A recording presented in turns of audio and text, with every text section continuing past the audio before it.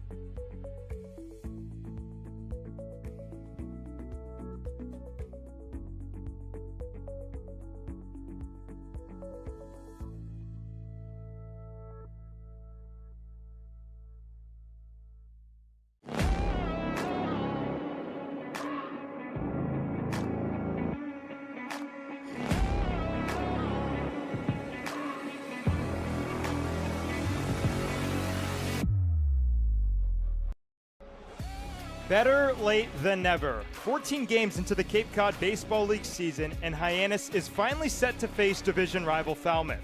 Last summer, the Harbor Hawks snuck past the Commodores by a game for the final playoff spot in the Western Division. One game. Falmouth went home. Hyannis moved on. Tonight they settle it. First pitch is next, right here on Cape League TV. As we say hello to you from inside the broadcast booth, I'm Max Schwartzberg, joined by Quincy Bell and Charlie Adams. Welcome to Harbor Hawks baseball. Well, today marks day 6 of an 8-game and 8-day stretch for Hyannis, and they've already experienced some wear and tear. The Harbor Hawks have lost 4 in a row, and last night they were shut out for the first time in the 2026 season against Orleans. Chaz, the 1-4 hitters combined to go 0 for 17 against the Firebirds. 0 for 17 and just 3 hits as a unit. They need to change something quickly. It kind of feels like rock bottom at this point. 4 straight losses. But now we're back against the West where there's hope. Only 5 points back in the division despite the losing streak, and a chance to pick up a big win against a team tied for first in Falmouth. Well, Hyannis is looking for a bit of an offensive kickstart, and they got that this morning. Quincy, this morning they activated Jax Jimenez out of Oregon. He's looking really strong for the Harbor Hawks. Yeah, he's a switch hitter with a lot of great defensive prowess. He hit over 280 with the Oregon Ducks in over 50 games played. Mitch Carricker's showing a lot of confidence in him, hitting him second in the lineup, and hopefully he can provide a spark for an offense that could really use it after last night. Our all very own Sam Guarini caught up with Jax Jimenez. Take a listen. Sam Guarini here with Jax Jimenez, a shortstop out of Oregon. You got to the Cape just a day or two ago. What are you looking forward to this summer here on Cape? Yeah, one of my biggest goals is coming out here and playing this summer, so really excited to be out here for the opportunity and playing really good competition and playing with a lot of guys that, have fun playing baseball. So just looking here to get better and take in the experience. And how rewarding is it for you to see your name on the starting lineup tonight ahead of tonight's game? No, it's good. I mean, you come out here to play and you come out here to get better. So wherever I'm at, help the team win and improve my game and get better this summer. So I'm excited. And what's going through your head ahead of tonight's game? Just trying to play my game. It's just baseball wherever you're at. A lot of different guys, a lot of new teammates. So just do what you do well and have fun playing the game. So I'm excited for tonight. Thank you so much, and good luck to you tonight. Of course. Back to you guys. Chaz, this guy's a gamer. You can tell he's coming from Oregon, and he wants to win. He's ready to compete, and he has a great chance here with the Harbor Hawks to get out there and get to action, where I talked with Mitch Carricker pregame. He's excited for the guy. He's ready to bring him onto the Harbor Hawks team, and he's watched him from college, bringing him here, and now a chance for a switch hitter to enter the lineup for the first time. Well, let's hope his baseball skills are better than Quincy with the Rubik's Cube. First pitch coming up next on Cape League TV.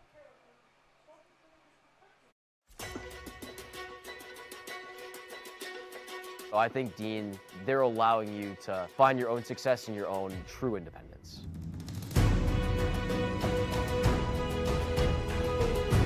Dean is a whole group of all different kinds of people and communities. Since I've come to Dean, I've learned a lot of time management skills. Our community is especially tight-knit. and the majority of our students live on campus. And you are guaranteed 4 years of housing while you attend Dean.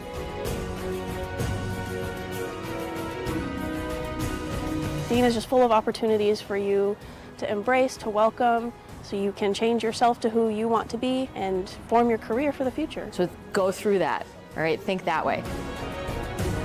Be a bulldog. Have a bulldog mentality in everything you do in life, whether you're playing sports or in the classroom or just socializing around campus.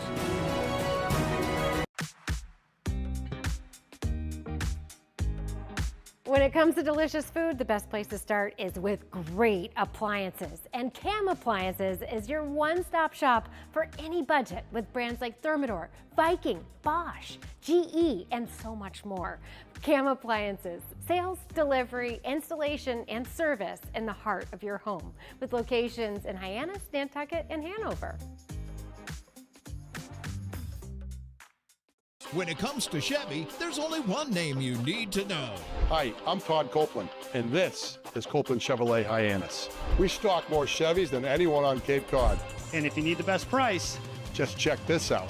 Copeland Chevrolet has over 200 new Chevys in stock, and they're all on sale today with huge discounts or new lower lease payments. Don't wait. For the Chevy you want and the savings you need, you can count on Copeland Chevrolet Hyannis.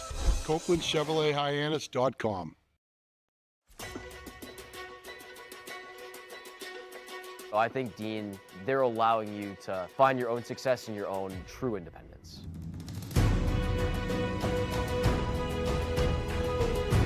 Dean is a whole group of all different kinds of people and communities. Since I've come to Dean, I've learned a lot of time management skills. Our community is especially tight-knit, and the majority of our students live on campus. And you are guaranteed 4 years of housing while you attend Dean.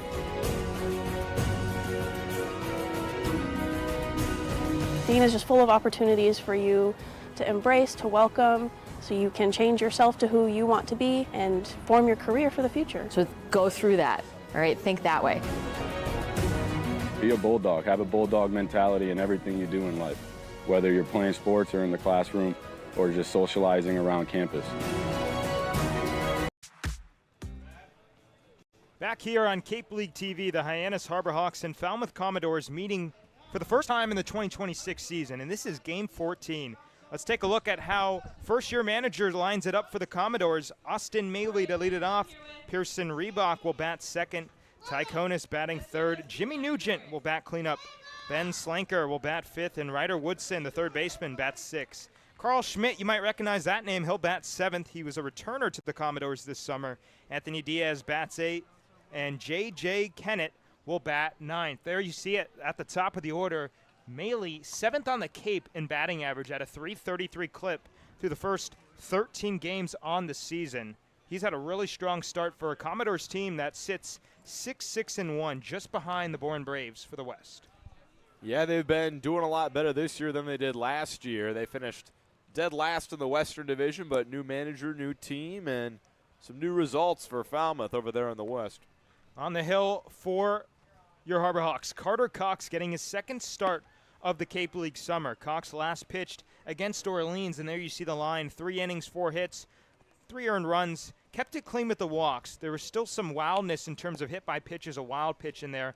I mean, Quincy, last night against Orleans, Hyannis had their second highest free pass total. They have to lock it down here tonight. Yeah, it wasn't great yesterday. They're going to have to keep the walks to a minimum if they can. Those 6 runs allowed for Carter Cox came off of 2 hits. He's given up 2 3-run home runs this year, and those have been the only runs he's allowed. So if he can avoid the long ball and paint those corners, he should be in for a nice outing. He's just been bit by the home run in a big way this year in his 2 starts.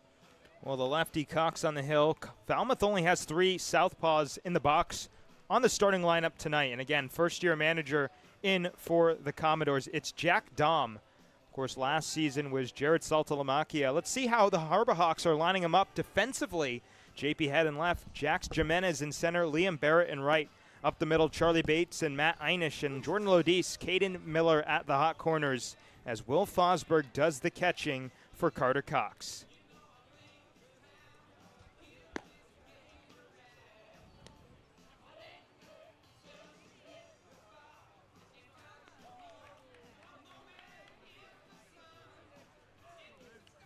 And the one good thing for Hyannis is that, yeah, they've gotten a lot of losses against East Division teams, or 1-8 against the East, but they still have a lot of games to play against the West. And they're 3-1 against the West so far this year. 2 wins against Wareham and 1 against Katuitt. So they definitely can make up ground in that division where no one has really ran away with it yet. It's definitely a lot more wide open than the Eastern Division as Maley to lead it off. Again, 7th on the Cape in average. And the first pitch, a hot shot back to Cox. He throws the glove up and has out number 1. Wow.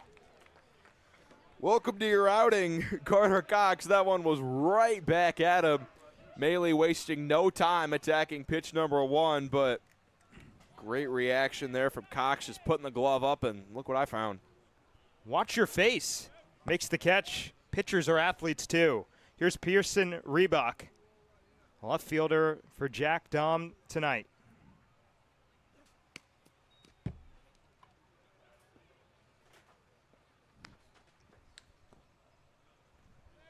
.265 to start the summer for Reebok. Rising junior out of Baylor, Waco, Texas. Here's the 1-0.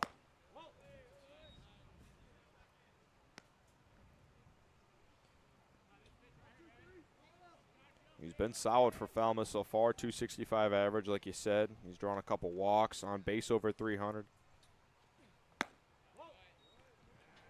3-0 now, as after the leadoff quick out on the first pitch of the game, right back to Carter Cox. He falls behind of Reebok. Walks have been an issue for Hyannis all throughout the 2026 season. And that is a 4-pitch free pass.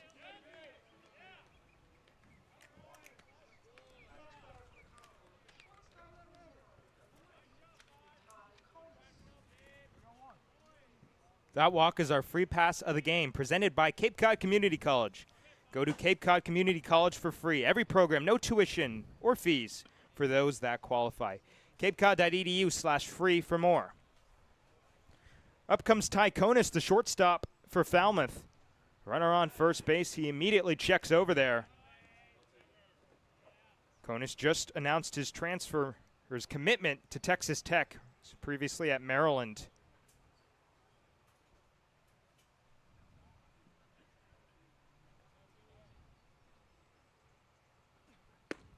There's a strike. It's always to get it out of the way after the 4-pitch walk.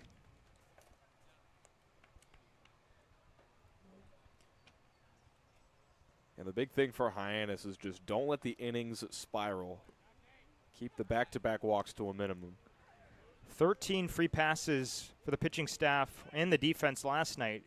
It was 9 walks, 3 wild pitches, and an error. It was 1 off the season high, which was opening day against Brewster back on June 13th.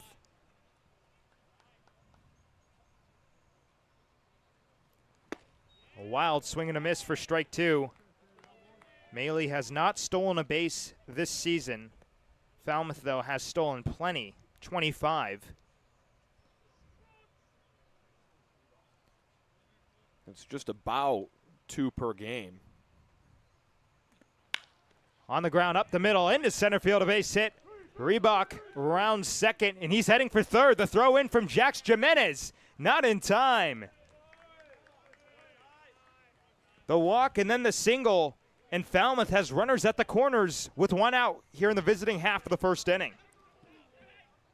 And yesterday we saw Orleans get off to a fast start. They opened the game with a double, a walk, and a single.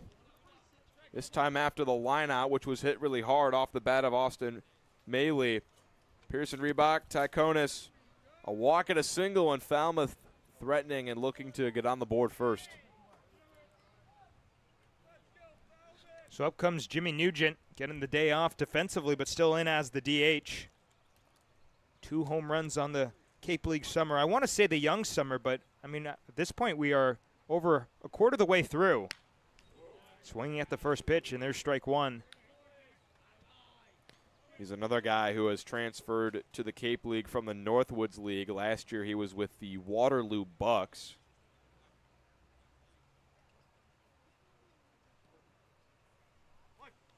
Hyannis just looking for a little 6-4-3 to get out of the jam. On an 0-1, Nugent takes ball 1.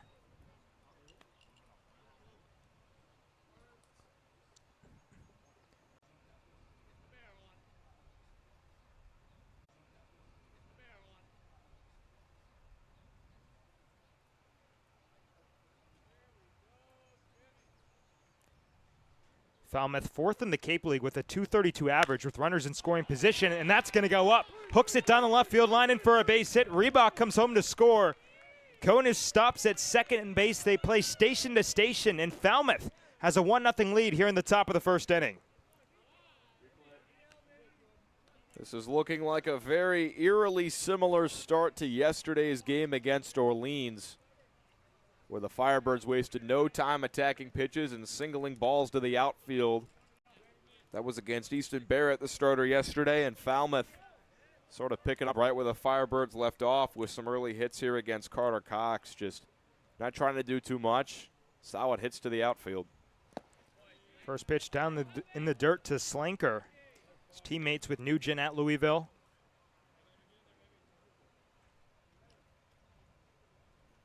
Off to just a 163 average this summer.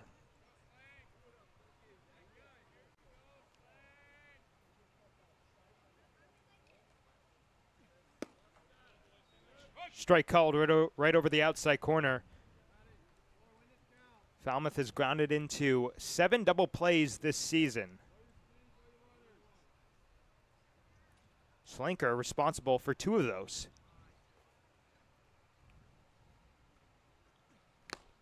Fouled right into the mitt of Will Fosberg.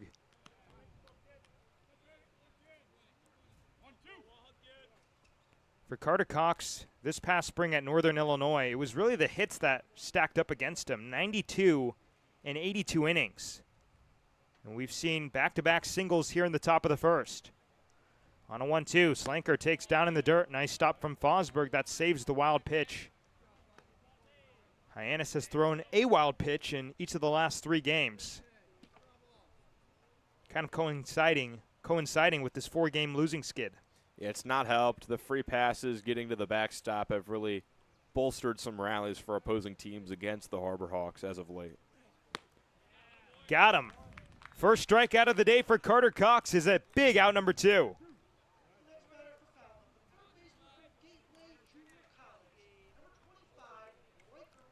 Went to the fastball and elevated right there. Cox, a strikeout pitcher through and through. He had a strikeouts per 9 north of 9 at Northern Illinois. And once he gets into a groove, that's where he's at his best. But sometimes it takes a little bit of growing pains, as there's a check swing from Ryder Woodson, but it's a called strike from the home plate umpire, Craig Andriozzi. Jeff Merzel at first base and Carl Rodriguez at third. Your umpiring crew tonight here at McKeon Park.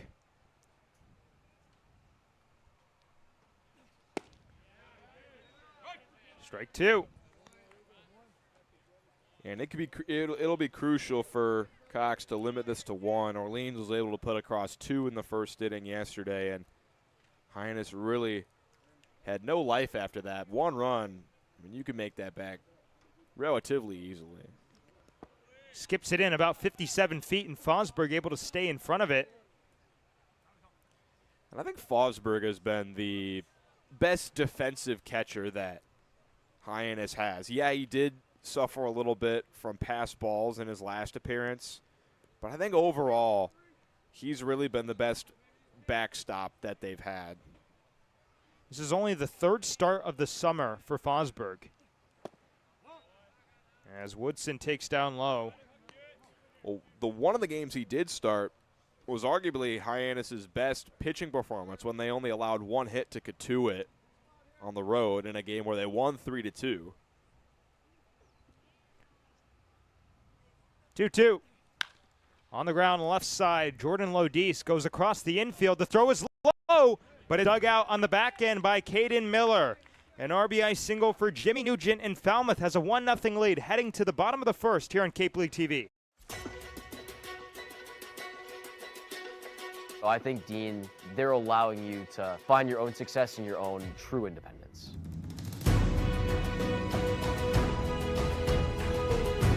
Dean is a whole group of all different kinds of people and communities. Since I've come to Dean, I've learned a lot of time management skills.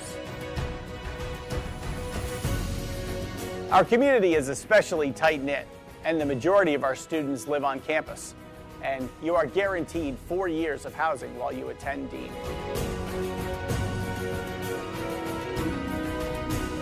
Dean is just full of opportunities for you to embrace, to welcome, so you can change yourself to who you want to be and form your career for the future. So go through that, all right? Think that way.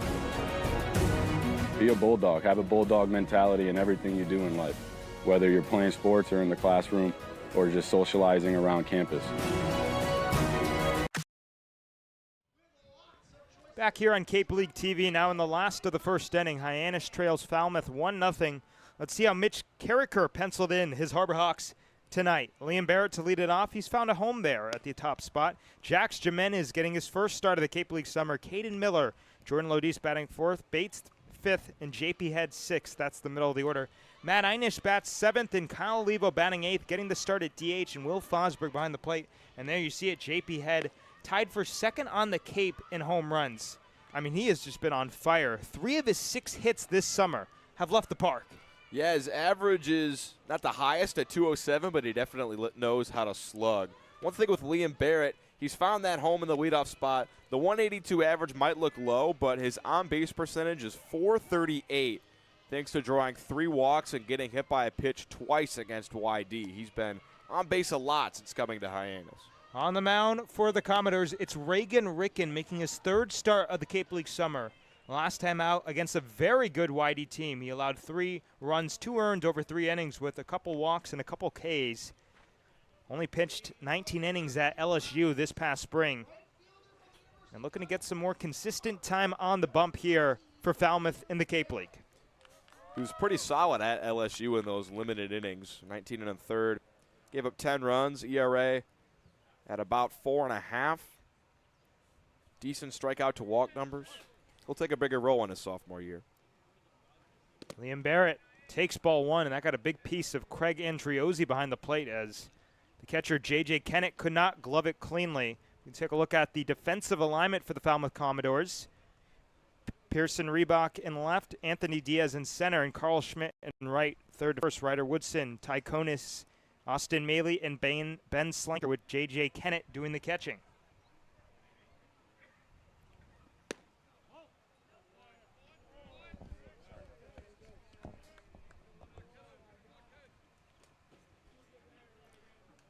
And one thing I think Hyannis needs to do is just work deep into counts. I felt like yesterday against Orleans, they hardly ever got into a good hitter's count. On 2-0. Strike called over the inside corner.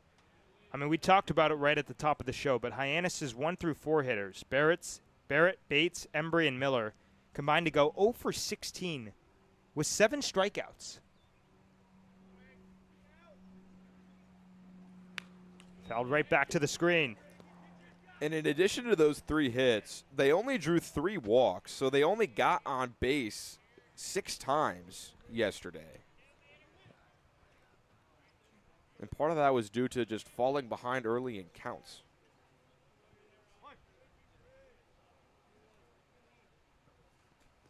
Barrett out ahead, strikes out swinging. First K of the day for Reagan Ricken. Yeah, caught him out ahead with the breaking ball. Barrett just couldn't quite adjust. A good job there from Ricken to battle back after starting behind the leadoff man 2-0. So that'll bring up Jax Jimenez. And in case you can't tell, the product out of Oregon, just taking a look at his cleats and gear. It's just activated this morning. Swings at the first pitch and laces it towards right center field. That's in for a base hit. Jax Jimenez, a wild turnaround first base and a single in his first at-bat on Cape Cod. And he wasted no time there, attacking the first pitch from Ricken up in the zone, but he hammered it on a line out toward right. Maybe a little more velocity that gets into the gap, but picked out a pitch he liked, and with a lot of Hyannis hitters struggling at the plate, the new guy provides the first little bit of offense. Here's Caden Miller. Greeted with the breaking ball for a strike. Miller just a 143 start to the summer, but he has homered 3 times, tied with JP Head and tied for second on the Cape. Runner goes and stops as Jimenez kind of tripped as he went. I mean, just talking about home runs, last season for Falmouth, they had Micah New pop 10 to lead the Cape League. Yeah, I think Jimenez wanted to go over there. He slipped and sort of kicked his foot against the base. I think he wanted to take that bag there. He stole 8 bases in 52 games at Oregon. As there's a liner into left field, a base hit. Jimenez stops at second base. And Hyannis has something brewing here in the bottom of the first inning. And 2 nice back-to-back singles from Jimenez and Caden Miller. Working the opposite field there. Miller saw the fastball deep into the zone and punched it the other way.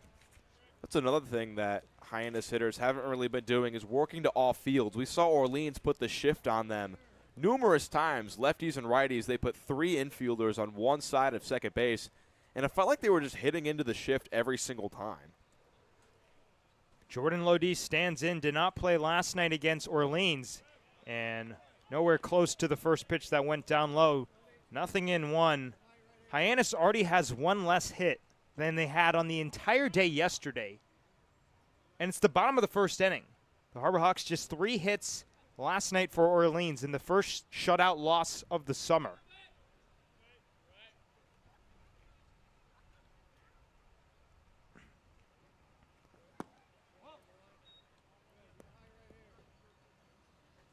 Lodi's last time out was against Chatham on the 27th.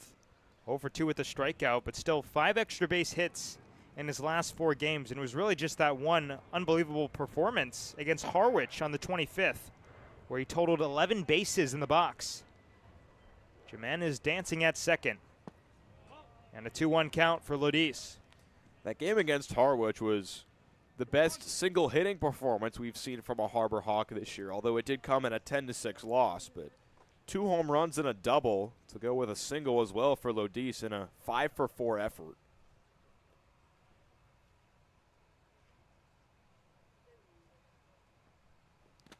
That's going to get away. And both runners advance 90 feet. J.J. Canet cannot get it in front of him. It looks like it'll be a wild pitch charge to Reagan Ricken. Ricken is trying to work down in that zone, and he just sort of left that one short, and it took an unfortunate hop off of Ricken. It hit sort of off the knee of his shin pad, and it just kicked up really high in the air. A little bit of a break for the Harbor Hawks. This is a great position to cash in, tie, or take the lead. Hyannis 221 this summer with runners in scoring position. And a pitch skied a mile on the infield. They're coming from all directions. And it's Konis who stumbles to his left to make out number 2. Well, that's the ideal result you want if you're Falmouth in that spot. A big fly ball or pop-up on the infield. No room for the runners to go. Lodis took a big cut at the high fastball, but just got a little bit under it. Here's Bates. Just conceptualizing or contextualizing how much better Hyannis has been against the West. They're batting .275 with runners in scoring position against their own division. You compare that to a 182 mark against the East.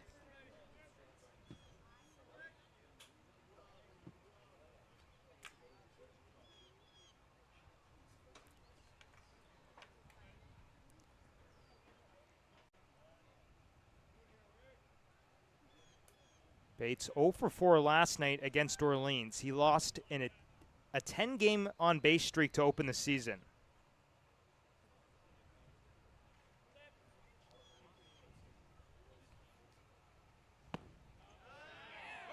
And the 0-2 advantage for Reagan Ricken. And no better time to start a new streak than right now. 2 runners on. Bates has been one of the more dependable guys with runners on for Hyannis. Hyannis just looking for the big hit.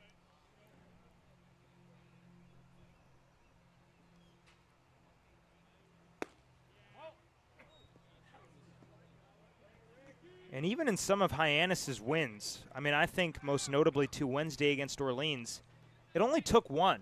They went 1 for 10 that game with runners in scoring position, and the big hit is what brought them back into that game, and they were able to win it with some sacrifice flies. But during this losing skid, it's just been completely absent.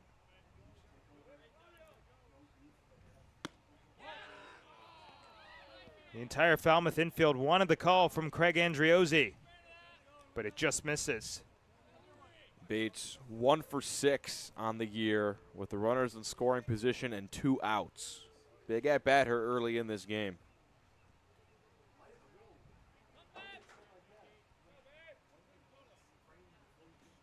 Bates to right. In comes Carl Schmidt. He's not going to get there. Jimenez scores. Here comes Miller. A 2-run single for Charlie Bates, and there's your big hit. Hyannis takes the lead 2-1 here in the last of the first inning. And it's felt like in these last couple of games, Hyannis just has been looking and searching for that big hit. And even though it's the first inning, that feels like such a breath of fresh air after they only got 3 hits yesterday against Orleans. They already have 3 hits in this inning and a big one from Bates to come through with 2 outs. And 2 strikes. First pitch skied to center field from JP Head. Diaz going back with room. Onto the warning track, makes the catch for out number 3. But Hyannis takes a 2-1 lead on the 2-run single from Charlie Bates. We head to the top of the second inning here on Cape League TV. Heading to Nantucket this summer? Skip the traffic and take to the skies with Cape Air. With convenient flights from Norwood to Nantucket, you can start your vacation sooner without the hassle of traffic. That way you spend more time relaxing and less time getting there. Experience the Cape Air difference and book your next flight today at capeair.com. Let Cape Air be your wings in the Northeast. At Cape Cod Healthcare, we're committed to excellence and compassion in everything we do, like helping people maintain their active lifestyles. Our innovative orthopedic program combines advanced techniques and leading-edge technology with highly specialized teams, including our nationally recognized Center of Excellence for Joint Replacement. Our focus is getting you back to doing the things you love, in the place you love. The Center of Excellence and the quality of care that we can deliver makes all the difference to the patients. They understand that they can get the best care right here on Cape Cod. The second inning brought to you by Cape Cod Orthopedics. Cape Cod Orthopedics and Sports Medicine is proud to support Harbor Hawks baseball. For decades, athletes, families, and residents across Cape Cod have trusted Cape Cod Orthopedics and Sports Medicine for expert care. Their team specializes in sports medicine, orthopedic surgery, joint replacement, and rehabilitation, helping patients get back to the activities they enjoy most. Whether you're recovering from an injury or looking for specialized orthopedic care, learn more at CapeCodOrtho.com. Cape Cod Orthopedics and Sports Medicine, the region's largest orthopedic specialty group. Top of the second inning, and the returning Commodore Carl Schmidt to lead it off. Fouls the first pitch into Fosberg's mitt. Pretty eventful first inning. It was a RBI single from Jimmy Nugent to play Pearson Reebok in the top, and then Bates, a 2-run knock for Hyannis. And especially during a skid like this, Quincy, it's really important to see the Harbor Hawks kind of battle back immediately. Yeah, they got right after it after starting down 1-0. And it all started with the new guy, Sax Jimenez, with the single with 1 out, started things, and then Caden Miller followed, and then Bates with the big 2-out hit. It was nice to see some immediate momentum after yesterday. Fly to left center, Jimenez with the sunglasses on. How's out number 1? And it looks like Cox has settled down a little bit on the mound after giving up the run in the first.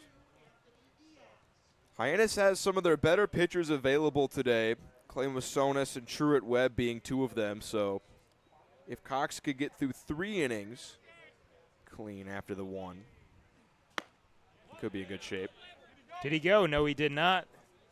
Carl Rodriguez confirms it was not a swing from Anthony Diaz. Rising senior now at New Mexico. He just transferred from Missouri on Tuesday. Slaps it foul off to the left and out of play.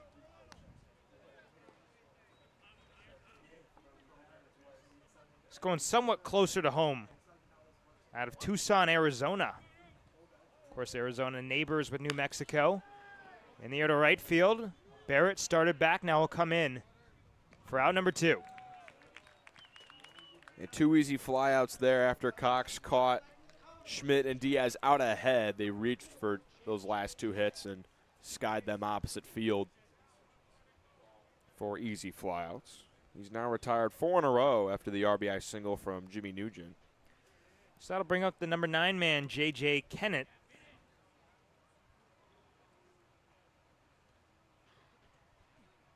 His teammates with Pearson Reebok at Baylor.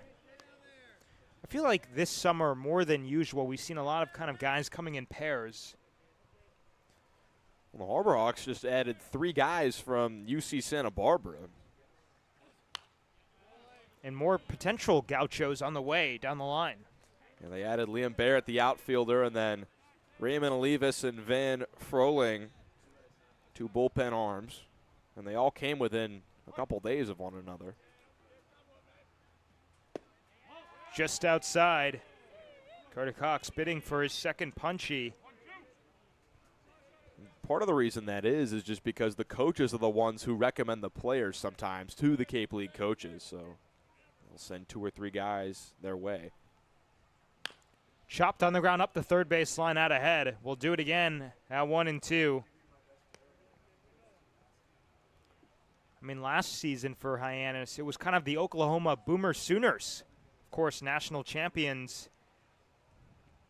This time out, Jackson Willits, Jason Walk, and then some incoming Sooners, and Dayton LaChance and Miles Davis, as Carter Cox not happy about the late time call from the home plate umpire, Craig Andriozzi. He was already about ready to throw the pitch, able to bail successfully.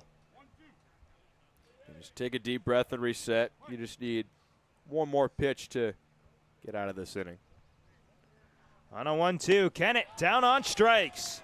A 1-2-3 top of the second inning for Carter Cox. 2-1 Harbor Hawks heading to the bottom half on Cape League TV.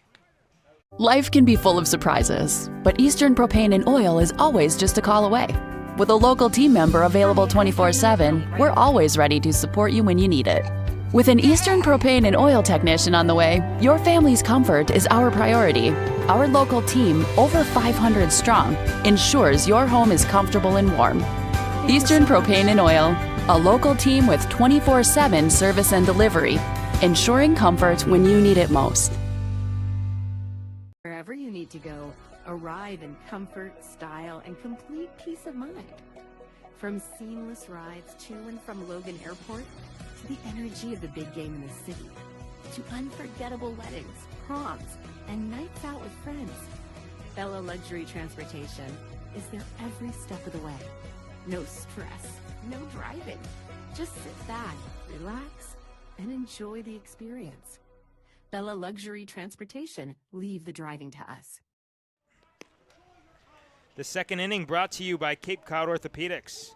Hey fans, did you know Cape Cod Orthopedics is the region's largest orthopedic specialty group?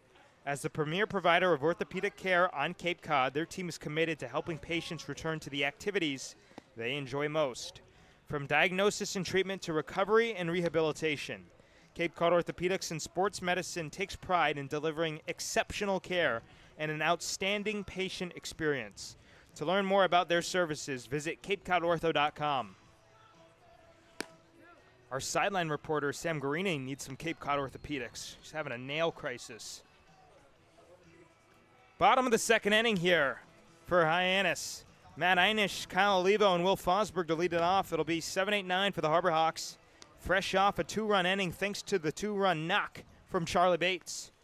Yeah, big 2-out hitting was something that Hyannis was doing in bunches earlier in the year. It's kind of slowed off as of late, but it's nice to see that come back with a single from Bates.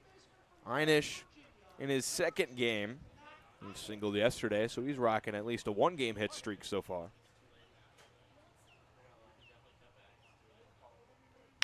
Chops the first pitch on the ground to first, and by the slinker. Einish off to the races, heads for second. It's cleaned out by Carl Schmidt. His throw is wild, and it's a leadoff double for Matt Einish. Well, now he's got the 2-game hit streak on a hustle double. This ball barely squeaked into right field, but in an awkward spot. Einish hustling all the way and Throw a little bit offline, and Hyannis already threatening to score again and keep the offense moving. Here's Kyle Olivo getting the start as a hitter for the two-way stud. We last saw him on the 26th against YD on the mound. He started against the Red Sox. Another at-bat with runners in scoring position for Hyannis and a wild swing and a miss for strike one. One thing about Olivo is he's a free swinger. The two-way pitcher and position player doesn't get to hit that often, so when he does, he's up there taking cuts. He doesn't get cheated, that's for sure. 5 for 8 on the young summer with a home run and double. On the ground left side and into left field, a base hit. Hyannis had to wait to see if it would get through. It's a single for Olivo, and Hyannis has runners at the corners with nobody out, and Will Fosberg coming up to the plate. Even that time when he sort of got on top of that ball, he hit it hard enough to where it got between the third baseman and shortstop. And we've talked to head coach Mitch Carricker about Kyle Olivo staying in the lineup, and he was talking about how they have to prioritize when he starts because he's primarily here to be a pitcher, but with the way he's hitting, he might be giving him no choice.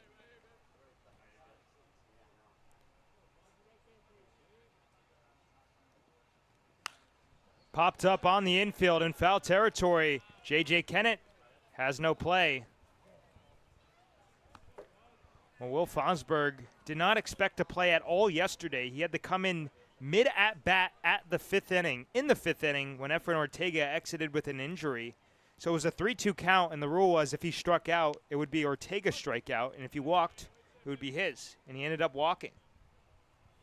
He came in and took a cut after jogging all the way from the bullpen. On the first pitch as well. I thought he was just going to watch it go by. I mean, he was literally warming up a pitcher actively. All of a sudden, he's got guys yelling, Will, get a helmet on, because he's got his back turned to the field. Comes down, takes a hack, and then takes a walk. Hyannis on third, Olivo on first here in the last of the second inning. Fosberg in the air, deep right center field. Schmidt going back, looking up. It is gone! 3-run home run for Will Fosberg. His first of the Cape League summer. And Hyannis takes a 5-1 lead.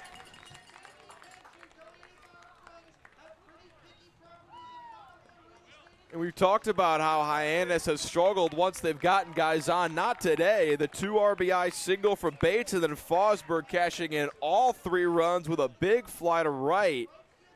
Huge momentum for Hyannis right now, up 5-1. And they've needed this offense badly. Fosberg only had 3 home runs this past year at Northeastern. He lost the starting catching job to Cooper Tarantino. It was basically Fosberg's role. And then he struggled early in the season. But, you know, he's such a gamer. He's always willing to put up a great at-bat. Just a great kid. I had the opportunity to talk to him yesterday and asked him, what does he want to work on this summer here on the Cape? And he just wanted to say that he wants to prove he belongs and see how he fares against the best pitching in the country. And he's having a blast while doing it. He said that no past Summer Bowl experiences have even come close to what it's been like here on the Cape. And you can tell he's having the time of his life. Top of the order, Liam Barrett shows the bunt, pulls it back, and takes a ball, unless it's called a strike, and Carl Rodriguez confirms a swing as he offered. Yeah, he pulled that back pretty late.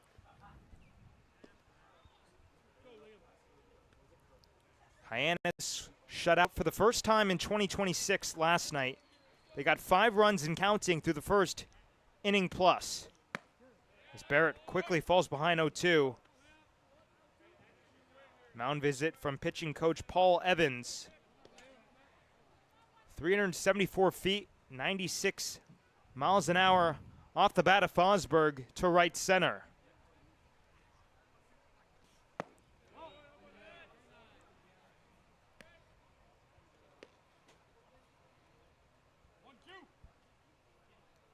And still nobody out on the top of the order up. Hyannis can make this a really big inning. Barrett down on strikes. First out of the inning recorded for Hyannis for Falmouth. It was a double, a single, and then a home run. And then Barrett strikes out for the second time tonight. Hyannis a triple shy of the team cycle in this frame. And Reagan Ricken out there on the mound, he's not struggling with command. He's thrown 30 pitches, 21 of them have been for strikes. Hyannis is just out there crushing the pitches he throws over the zone. Jax Jimenez standing in, sees just the second pitch in the box. He singled on the first pitch of the at-bat in the first inning. On a 1-0, Jimenez waved around, full swing in the eyes of Craig Andriozzi.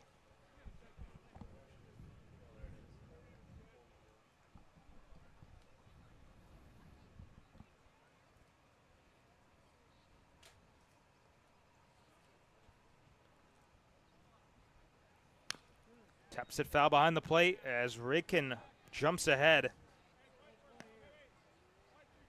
Now you figure it's just got to be damage control on the hill for Ricken. I mean, you expect at this point in the summer the starters to want to get at least 3+ innings in. But still, the pitch count continues to rise. 33 through an inning and a third. He's just got to keep throwing competitive pitches out there. He's ahead in the count right now. But he just seems to be missing low when he's missing, and also missing in the middle of the zone. I mean, that pitch to Fosberg that he put over the wall, that was just hung and just a little bit too middle. And even an offense slumping like Hyannis is will make you pay. Popped up on the left side of the infield. It's Ryder Woodson, the third baseman, by the coaching box. Makes the catch. A little bit eventful there at the end. There's out number 2. It looked like that one was curling back towards the field of play. And those infield high pop-ups sometimes can go in a bunch of different directions. There's really no wind out there today, but still the spin on the ball can really make those not as easy as they look. Up comes Caden Miller, who singled and scored a run back in the first inning. He scored on the 2-run knock from Charlie Bates, who's currently in the hole.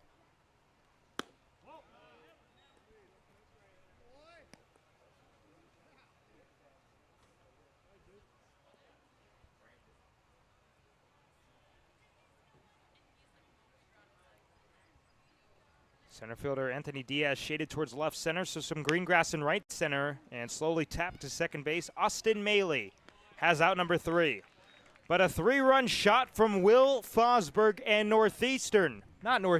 Hyannis has a 5-1 lead heading to the top of the third on Cape League TV. Life can be full of surprises, but Eastern Propane and Oil is always just a call away. With a local team member available 24/7, we're always ready to support you when you need it. With an Eastern Propane and Oil technician on the way, your family's comfort is our priority. Our local team, over 500 strong, ensures your home is comfortable and warm. Eastern Propane and Oil, a local team with 24/7 service and delivery, ensuring comfort when you need it most. Wherever you need to go, arrive in comfort, style, and complete peace of mind. From seamless rides to and from Logan Airport, to the energy of the big game in the city, to unforgettable weddings, proms, and nights out with friends, Bella Luxury Transportation is there every step of the way. No stress, no driving. Just sit back, relax, and enjoy the experience. Bella Luxury Transportation, leave the driving to us.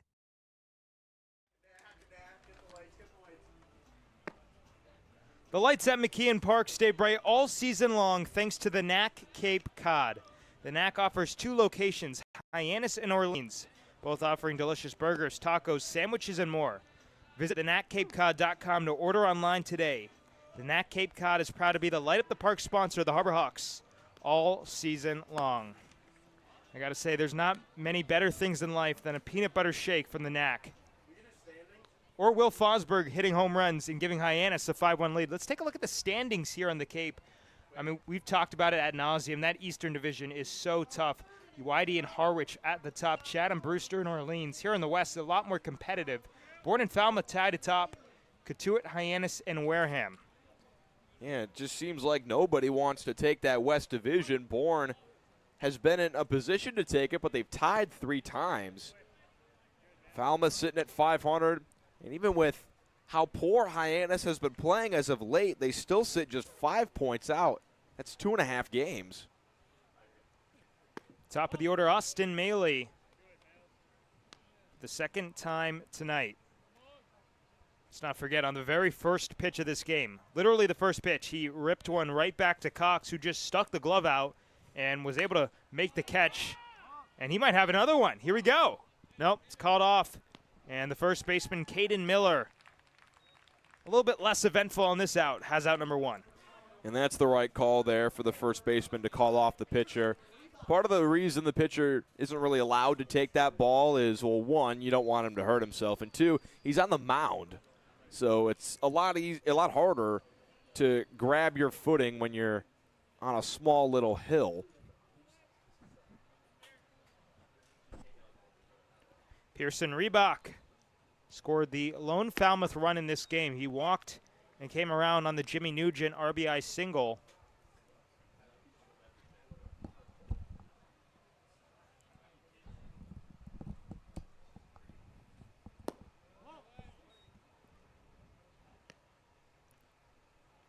Going back to the Fosberg conversation, not only has he made an impact in the box, but he's also been really big behind the plate. I feel like this pitching staff has really responded well to him. And that's something I talked to him about yesterday, just what it's like to get used to being part of a new battery. And he said that's one of the fun things about this summer because everybody's trying to improve. And part of that is building chemistry with guys that you've just met for the first time. Yeah, and they've responded pretty well to him. If you look at the ERAs that pitchers have when Will Fosberg is catching, it's a pretty good number. I mean, 413. On the ground right side, Matt Einish to his left. Just by a couple steps, has out number 2. And this Hyannis pitching staff has struggled. They have a team ERA of 5.32. That's last in the Cape League, but they're over a full run better than that with Will Fosberg catching.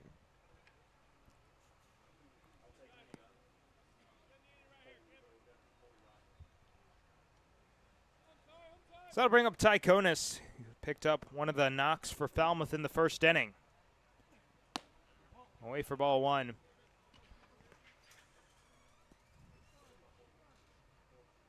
I mean, Fosberg, it was kind of interesting to see the way that his last 2 seasons went. His freshman year, he wasn't expected to play much, and then he became Northeastern's everyday guy. As this pitch is popped up into shallow right field, Einish going out, Barrett coming in. A 1-2-3 inning for Carter Cox. We head to the bottom of the third, 5-1 Hyannis on Cape League TV.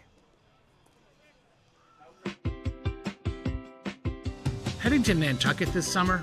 Skip the traffic and take to the skies with Cape Air. With convenient flights from Norwood to Nantucket, you can start your vacation sooner without the hassle of traffic. That way you spend more time relaxing and less time getting there. Experience the Cape Air difference and book your next flight today at capeair.com. Let Cape Air be your wings in the Northeast.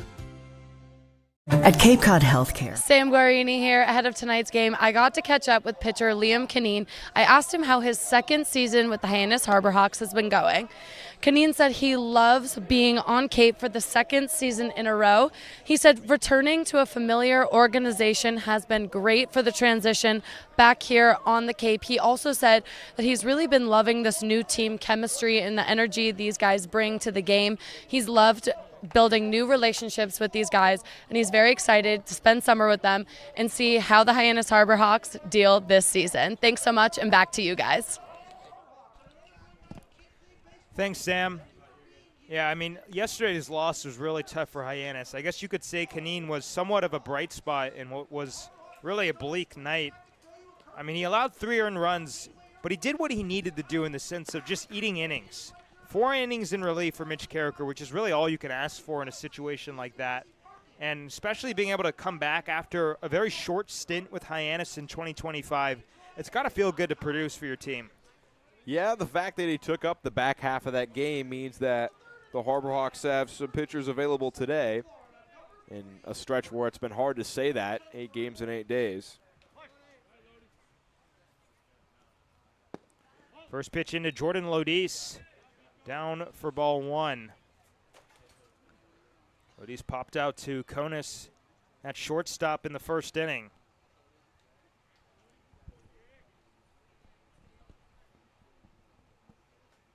And on 1-0, he's well out ahead.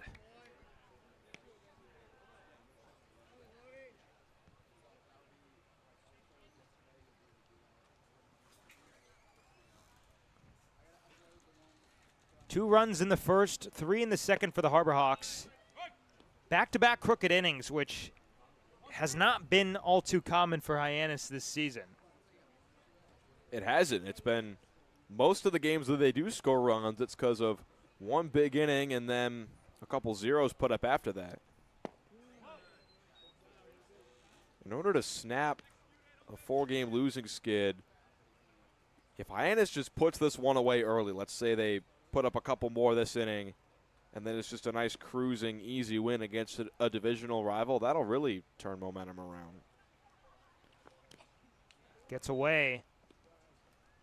Yeah, I got to say, I mean, obviously it's still in the earlier part of the season, and teams are still looking for their identities, but the Harbor Hawks, it seems like there's some themes that look like they're going to stick for a while. You know, they're high in the free passes, but they also got some grit with the offense when down.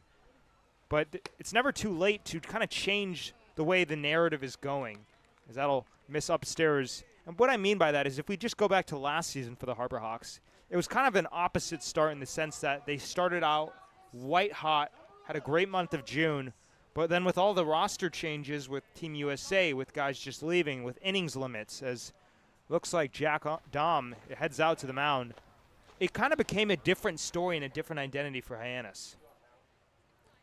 Well, the new additions have really helped them. I mean, Sax Jimenez already with a hit and a run scored today. Liam Barrett's been solid.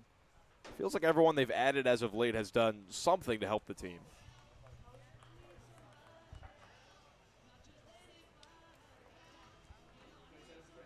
And that looks like that'll be the day for Jack Dom.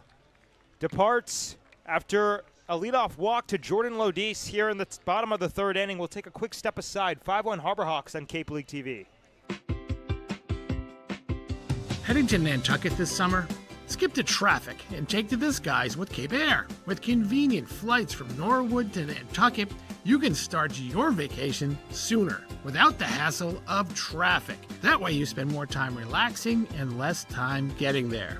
Experience the Cape Air difference and book your next flight today at capeair.com. Let Cape Air be your wings in the Northeast. At Cape Cod Healthcare, we're committed to excellence and compassion in everything we do, like helping people maintain their active lifestyles. Our innovative orthopedic program combines advanced techniques and leading-edge technology with highly specialized teams, including our nationally recognized Center of Excellence for Joint Replacement. Our focus is getting you back to doing the things you love, in the place you love. The Center of Excellence and the quality of care that we can deliver makes all the difference to the patients. They understand that they can get the best care right here on Cape Cod. Back here on Cape League TV, it's a leadoff walk to Lodis, and Reagan Ricken departs. Adam Urban comes in for the Commodores. Rising junior out of the Big Ten, Minnesota. 6.75 ERA, and a small sample size on the Cape, but looking to just eat up some innings here. And, I mean, the Doors still in slam rage, looking to just keep this game relatively tight. Urban is a native of Minnesota. Wauwatsoa, Minnesota. And he played in Minnesota last summer in the Northwoods League for the Wilmar Stingers. You see a lot of the high-level players, like after their freshman year, they go to the Northwoods League, and then after their sophomore year, they come to the Cape. It's pretty common. Charlie Bates will greet Urban. 2-run single back in the first inning. It was a big hit with runners in scoring position, which at the time gave Hyannis the lead. They were down 1-0. It gave them the 2-1 advantage. And then back in the last frame, Will Fosberg deposited to right center for the 3-run cushion to make it 5-1.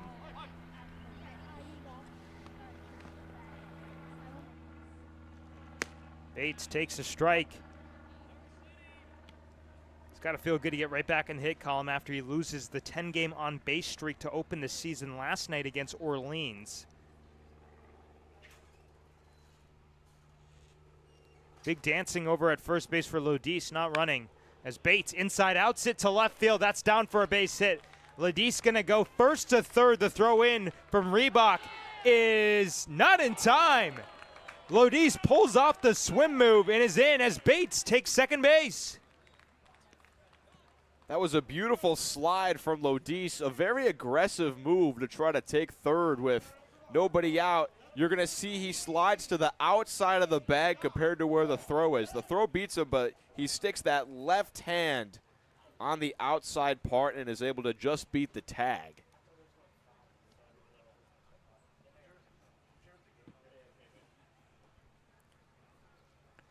So 2 in scoring position for JP Head. So the official ruling is a single for Bates, and then he advances on that throw to third base.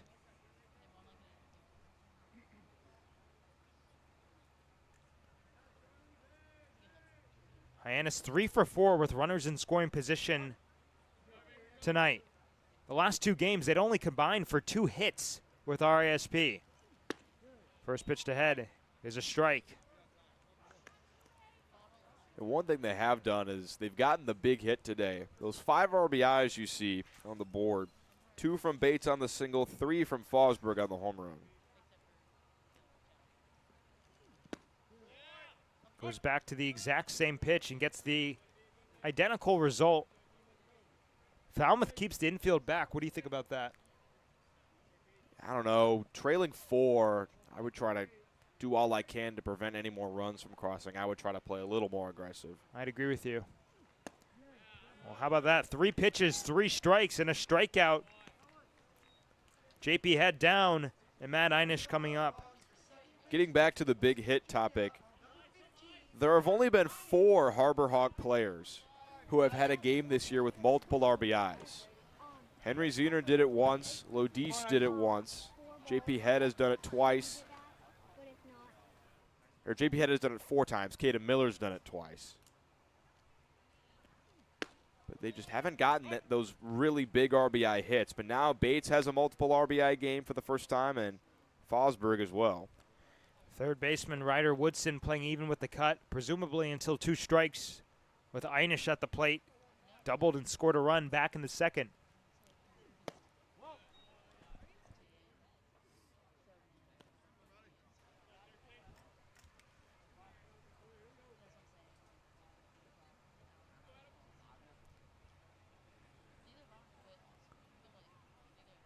Infield remains back for Falmouth, although the corner's sneaking in on 1-1. Einish chops it on the ground, second base. This will score a run as the out is made by Maley. In the back door, Lodis gives the Harbor Hawks a 6-1 lead. Yeah, good job there of just putting the ball in play. You could tell that was a bit of a defensive swing from Einish. That's all he needed to get that run home. Kyle Olivo up to the plate. Bates 90 feet away at third base. First pitch fouled outside the third base line out ahead. Olivo singled and scored on the Fosberg 3-run home run. Fosberg waits on deck. 6-1 Harbor Hawks here in the last of the third inning.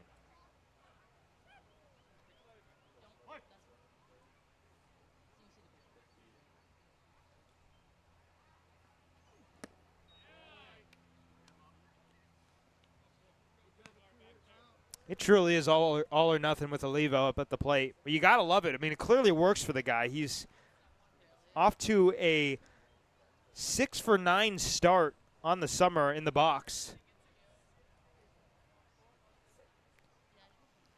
Yeah, he's a free swinger. Down on strikes here. Hyannis strands Bates 90 feet away, but they grab another run. 6-1 Harbor Hawks lead, headed to the top of the 4th on Cape League TV.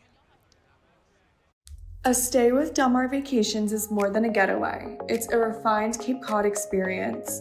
From beautifully maintained homes and elevated amenities to personalized service at every step, we deliver a level of care that sets us apart. Our dedicated local team ensures every detail is thoughtfully handled, allowing you to relax and enjoy your time on the Cape. With luxury homes in Barnstable and more than 400 properties across Cape Cod, Del Mar makes finding your perfect retreat effortless. Cape Cod 5 is proud to be the official banking partner of the Cape Cod Baseball League. Cape Cod 5 offers a broad range of financial products and services tailored for every stage in your financial journey. Reach out to us. We're here to help. Welcome back to McKeon Park. It's the fourth inning, sponsored by the team at the Goldberg Law Group PC, the Cape's premier personal injury law firm. The Goldberg Law Group has served Cape Cod and the islands for more than 38 years, and they're proud to support local events, organizations, and traditions that make this community so special.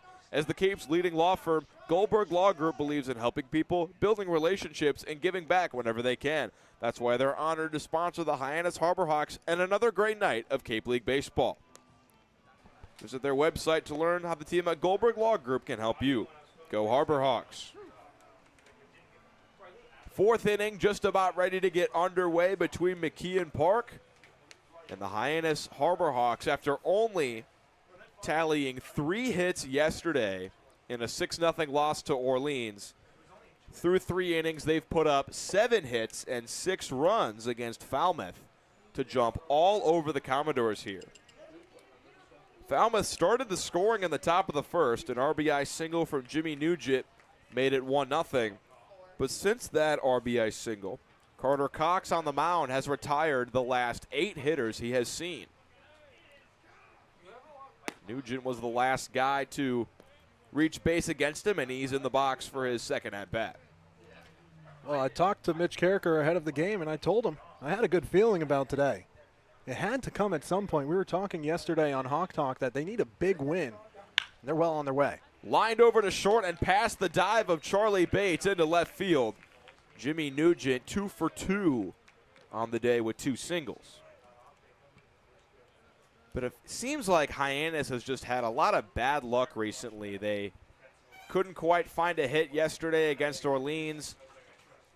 They had a 2-4 loss to Chatham on the 27th, but they were winning 5-4 when the fog rolled in, and then the game was suspended and moved to the last completed inning. They fought hard with the YD Red Sox, who are now 12-1, but they just couldn't quite pull that one out in the end. As this one's chopped over to first, Miller will go to second for 1. Lodis with no relay throw, or Bates with no relay throw, to try to get Ben Slanker charging down to first. Strong throw from Miller to get the lead runner, and it definitely would have been a hard turn at the second base bag. Ryder Woodson will now dig in for Falmouth. He's 0 for 1 today with a ground out. Woodson, a native of Naples, Florida. And he drives one out towards right center field. 2 guys charging in on it, and it'll be Barrett who plays it on a hop. He can't quite beat Slanker to the bag with the throw. And the Falmouth Commodores have something cooking so far with 2 hits here in the 4th inning. Barrett made that a play at second base with both outfielders crashing in and eventually falling in, but it was a solid throw and make it a bit of a close play. Carl Schmidt will step in.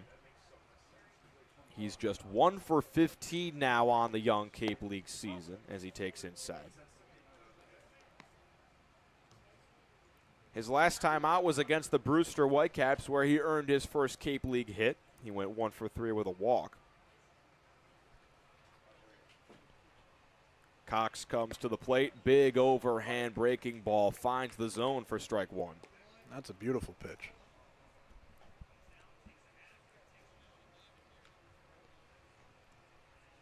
Schmidt played with the Falmouth Commodores last summer in 2025. He played in 36 games, the majority of the season for Falmouth. He only missed 4 games. He hit .284. Was one of the main staples in their lineup. On the 2-1, he flies one out towards shallow center. Jax Jimenez makes the catch. Runner on second, Ben Slanker will not try and tag. And 2 on and 2 out now for the 8-hitter Anthony Diaz. Just 2 strikeouts for Carter Cox, but he's been allowing some contact here that has gotten him to go quickly through his 3 innings. Working to a 4th with just over 50 pitches. Cox will work lefty on lefty against the Falmouth center fielder. He goes back to that big breaking ball, but he can't quite find the zone on pitch number 1. Diaz just finished up his junior year at Missouri. And as a rising senior, he'll spend that year with New Mexico. He just announced that he will be heading there by way of the transfer portal. This past year for Mizzou, he was really solid. In 50 games, he hit .307 in the SEC, no less. On the 2-0, he takes a fastball for a strike. He's struggled a little bit so far on the Cape. In 10 games played for Falmouth, he's hitting just .152. Although he does have a triple and a home run so far. On the 2-1, he pops one high on the infield. Cox was calling for it for a second, but his first baseman, Caden Miller, will call him off and put a glove on out number 3. Still 6-1 Harbor Hawks as we head to the bottom half of the 4th here on Cape League TV. Heading to Nantucket this summer? Skip the traffic and take to the skies with Cape Air. With convenient flights from Norwood to Nantucket, you can start your vacation sooner without the hassle of traffic. That way you spend more time relaxing and less time getting there. Experience the Cape Air difference and book your next flight today at capeair.com. Let Cape Air be your wings in the Northeast. At Cape Cod Healthcare, we're committed to excellence and compassion in everything we do, like helping people maintain their active lifestyles. Our innovative orthopedic program combines advanced techniques and leading-edge technology with highly specialized teams, including our nationally recognized Center of Excellence for Joint Replacement. Our focus is getting you back to doing the things you love, in the place you love. The Center of Excellence and the quality of care that we can deliver makes all the difference to the patients. They understand that they can get the best care right here on Cape Cod. Welcome back to the Goldberg Law Group 4th inning at McKeon Park. Did you know Goldberg Law Group PC is the Cape's premier personal injury law firm? The Goldberg Law Group has served Cape and the Islands for more than 38 years, and they're proud to support the local events, organizations, and traditions that make this community so special. As the Cape's leading law firm, Goldberg Law Group believes in helping people, building relationships, and giving back whenever they can. That's why they're honored to sponsor the Hyannis Harbor Hawks and another great night of Cape League baseball. Learn more about the team, about how the team at Goldberg Law Group can help you. Go Harbor Hawks. 4th inning, just about ready to get, bottom half of the 4th inning, just about ready to get underway here at McKeon Park with the Hyannis Harbor Hawks leading 6-1 over the Falmouth Commodores alongside Charlie Adams. I'm Quincy Bell. Charlie, this offensive explosion for Hyannis has sort of come out of nowhere. They've scored runs in all 3 of their innings today after being shut out yesterday by Orleans. Enough is enough for the offense.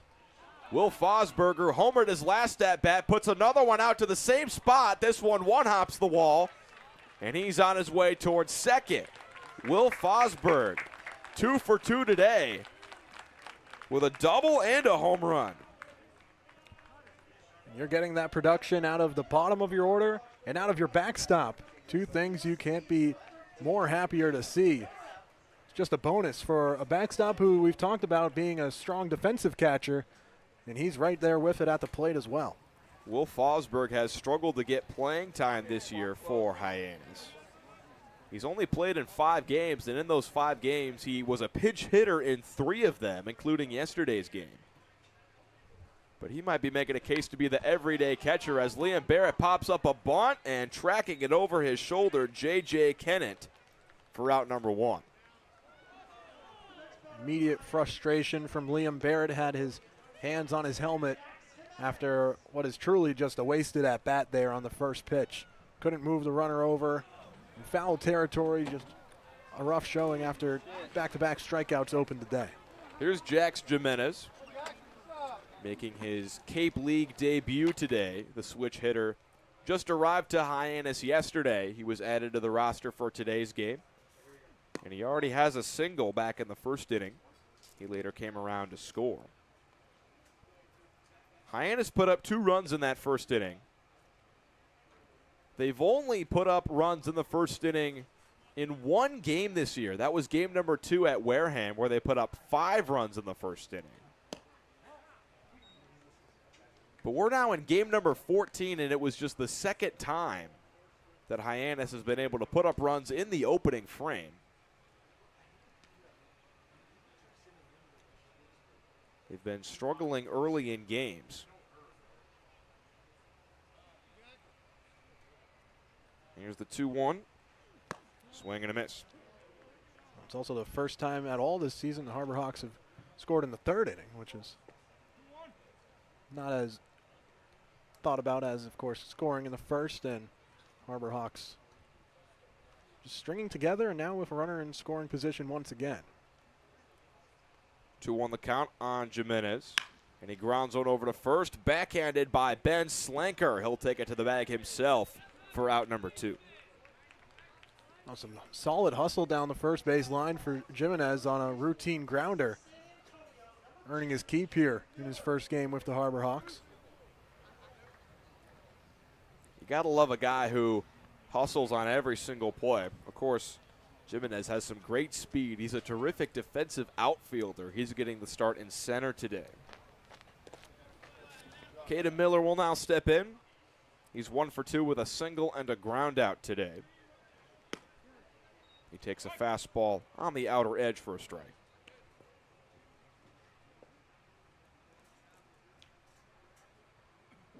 And we mentioned Hyannis with only 3 hits yesterday at home against Orleans in a game where they were shut out. Already 8 hits here in inning number 4.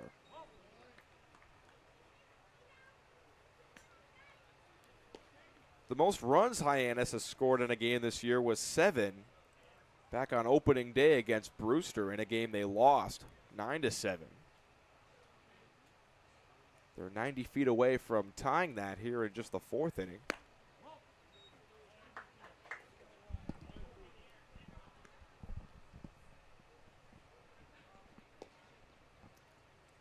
Adam Urban continues to work on the mound for Falmouth. He took over duties in the 3rd inning after a leadoff walk induced by Reagan Ricken. He allowed a single, but then 3 consecutive outs.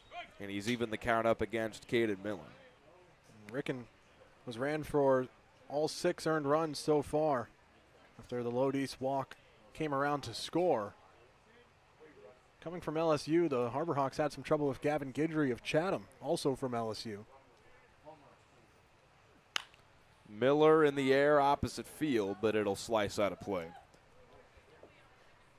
And that's another thing that Hyannis has been struggling with during this 4-game losing streak was the strikeouts.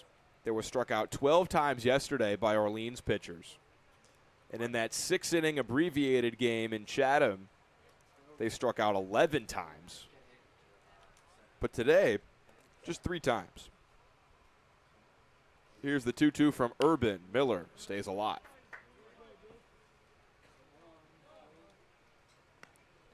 Two of those strikeouts belong to Liam Barrett in the leadoff spot.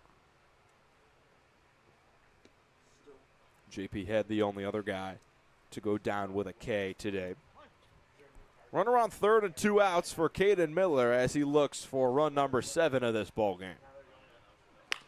He grounds one over to first. Another 3 unassisted for Ben Slanker will bring us to the top of the 5th here on Cape League TV. Life can be full of surprises, but Eastern Propane and Oil is always just a call away. With a local team member available 24/7, we're always ready to support you when you need it.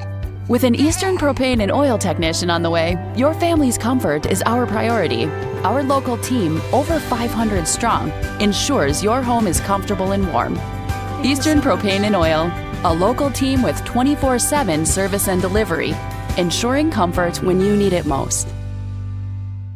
Wherever you need to go, arrive in comfort, style, and complete peace of mind. From seamless rides to and from Logan Airport, to the energy of the big game in the city, to unforgettable weddings, proms, and nights out with friends, Bella Luxury Transportation is there every step of the way. No stress, no driving. Just sit back, relax, and enjoy the experience. Bella Luxury Transportation, leave the driving to us. Welcome back to Cape League TV. Let's take a look at the stat comparisons between the Falmouth Commodores and Hyannis Harbor Hawks. Hyannis has really struggled with the bat this season as a whole, just .210 as a team, and the ERA has struggled as well. Falmouth has been pretty middle in the pack in both average and ERA, and well, they're middle of the pack in terms of win-loss with 6 apiece. Hyannis 4-5 to start the year, but they're in the middle of a 4-game skid. But today has been a completely different story. They're up 6-1 here as we work in the top half of the 5th. Carter Cox, the lefty starter, his day is over. He gives way to another lefty, Sax Matson. He has yet to give up an earned run on the Cape so far in 2 appearances, but he's had his fair share of trouble with walks. A self-induced Houdini act at Orleans on the 24th. Won an inning, walked the bases loaded, was able to get out of it scoreless. He proves to be a very effective pitcher when he's able to get the ball over the plate. He has terrific stuff, and the backdoor breaking ball is his favorite pitch. He loves throwing it to right-handed hitters.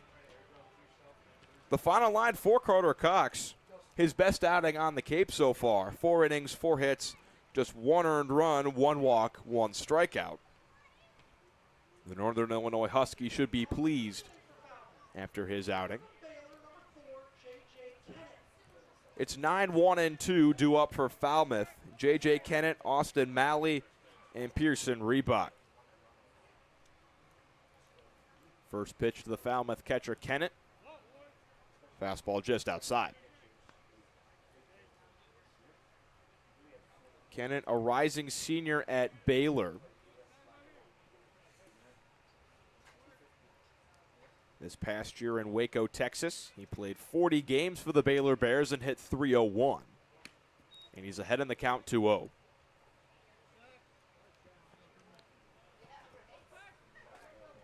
In those 40 games, he did not strike out a lot. He only struck out 17 times. However, so far on the Cape, he's still looking for hit number 1. After his strikeout in the second, he's 0 for 17 in his 5 games so far with Falmouth.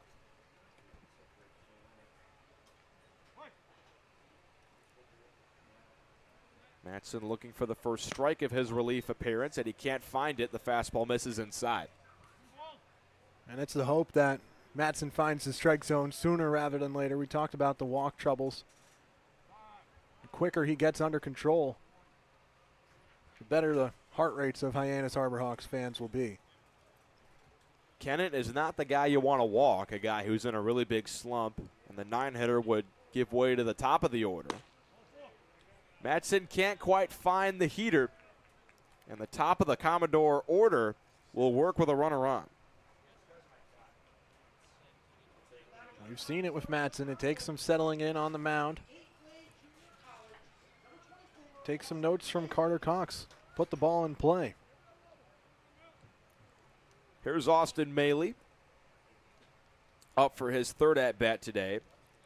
He lined a fastball right back at Carter Cox on the first pitch of the game, and he lines one up the middle again here into center for a base hit.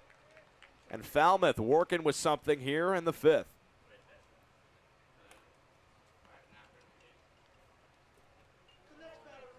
Some trouble here with Maley delivering the first pitch swing and dropping it into center field. Matson will have to work out of trouble again as Pearson Reebok steps in.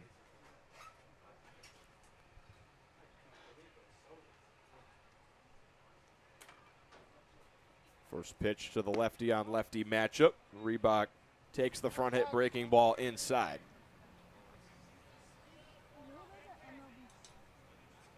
Matson just finished up his junior year at USC, where he showed a lot of improvement on the mound. In his sophomore campaign, he had an ERA of 10.8.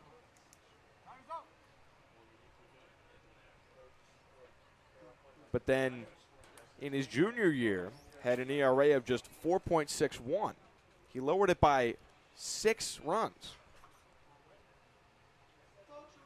As pitching coach will talk to him. I feel like the sooner the better to go out there and talk with Matson on the mound. These are not the bats you want to see, with 2, 3, and 4 due up for Falmouth. Hyannis waits on deck. He's off to a hot start on the Cape, and Jimmy Nugent after him, already 2 for 2 today with 2 singles.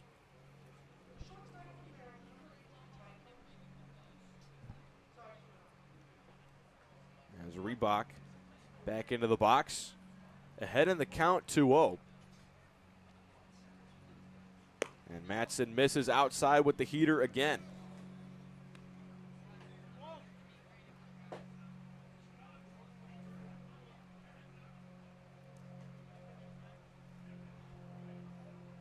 The USC Trojan looking to battle back in the lefty-lefty matchup. And he finds the zone on the upper half for a strike. Just caught the top of the zone there. Had Reebok a step towards first base. 2 on, nobody out, as Falmouth trails Hyannis by 5. Line foul off the bat of Reebok. And Matson has run the count full. Time to make a pitch. Runners on first and second with nobody out.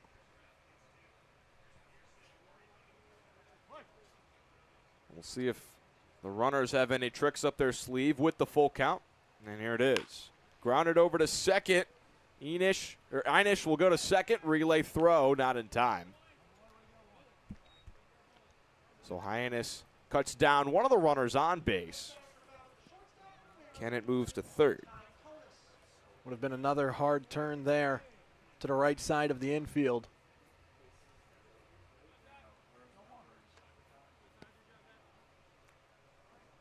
4-6 fielder's choice on the putout, and now Hyannis will take his cuts. He just finished up his freshman year at Maryland. The native of Jefferson, Maryland. Hit .286 throughout 56 games for the Terrapins. But he has found a new home in the transfer portal. He'll be heading to Texas Tech next season. He's just 19 years old, and he awaits the 1-0. Way outside, it gets to the backstop. A generous bounce for Will Fosberg. So J.J. Kennett cannot score from third. A wise decision to stop. But Pearson Reebok does get up to second. Sax Matson got a new baseball after that. Lucky to have it go straight to the backstop on the fly. What a rebound and a bit of a break for the Harbor Hawks. Last time out against Brewster, Hyannis was 0 for 5 with 2 strikeouts. And he struck out to end the game with 2 runners in scoring position. With the base open, he's ahead 3-0. Jimmy Nugent waits on deck for Falmouth. And he'll step up with the bases loaded after the walk to Hyannis.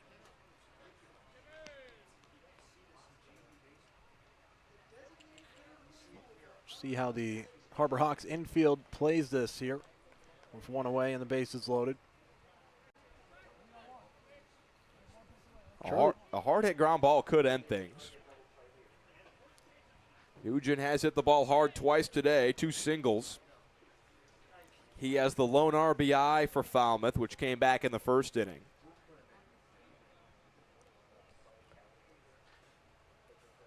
The corners are playing in for the Harbor Hawks. Caden Miller on the cut of the infield grass at first.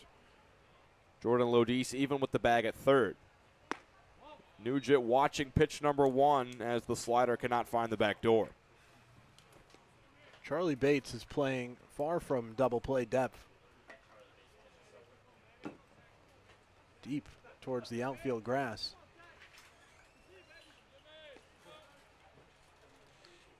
Mattson back set and he fires. This time he finds the back door with the breaking ball for a strike.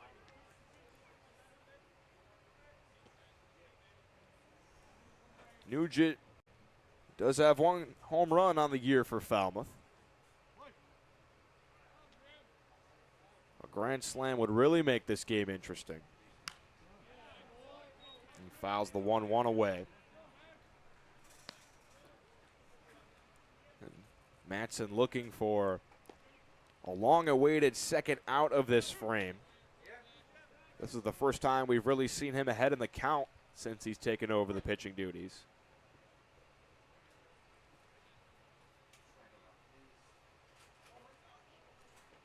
Here's the 1-2. Swing and a miss. Nugent can't catch up to the heat, and Mattson is looking to work out of danger again.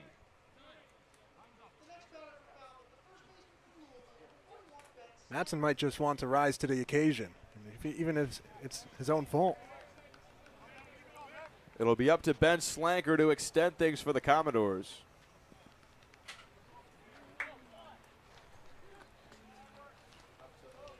Mattson has the favorable lefty-lefty matchup. And this is a big at-bat for Falmouth to crawl back into this game after Hyannis has had the bats on fire today. Mattson misses down and away. He's now thrown 20 pitches since coming in this 5th inning. Only 7 of them have been strikes. And a breaking ball like that might look a little more appealing to a batter if Mattson had more control. He misses again with the breaker, and it's now 2-0. Bases full of Commodores. Kennett at third, Reebok on second, Konis at first. Ben Slanker at the plate. Here's the 2-0. Mattson finds the zone with the heater. He's gotten out of a bases-loaded jam twice this summer. Looking to do so for the 3rd time here in inning number 5. Swing and a miss. 2-2 now. Can he do it again? Sax Mattson looking to dance around trouble.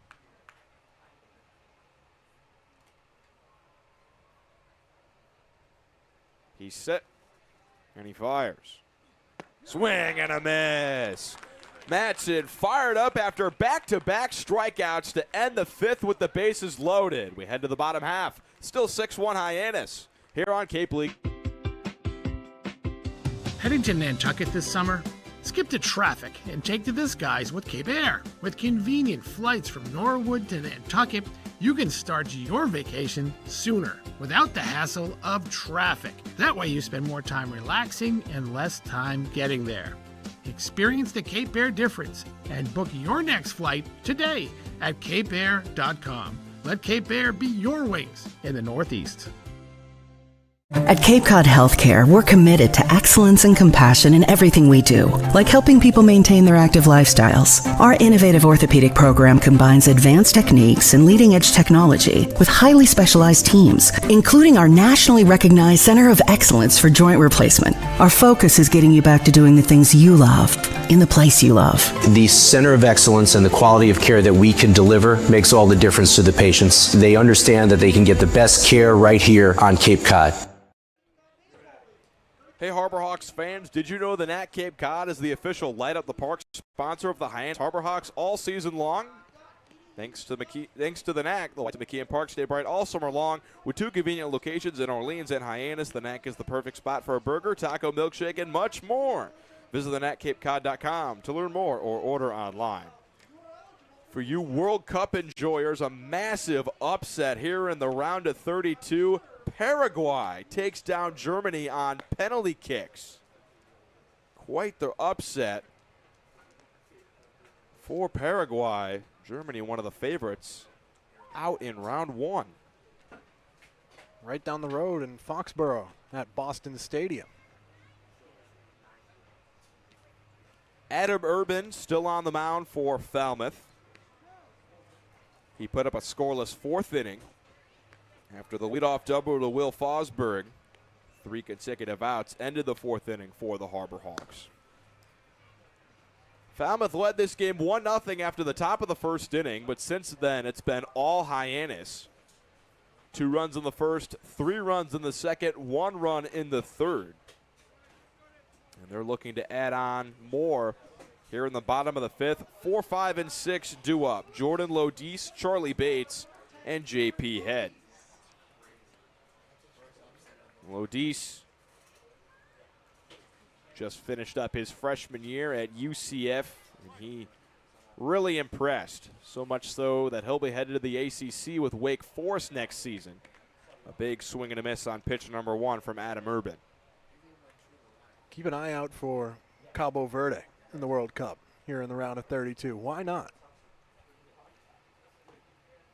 0-1. Front hit breaking ball. Lodis takes it for a strike. They have a big task at hand. They got Argentina to deal with, the defending champions of the World Cup. 0-2 from Adam Urban. Lodis, a big swing and a miss, fooled on the breaking ball. And that's strikeout number 3 of the relief appearance for Urban.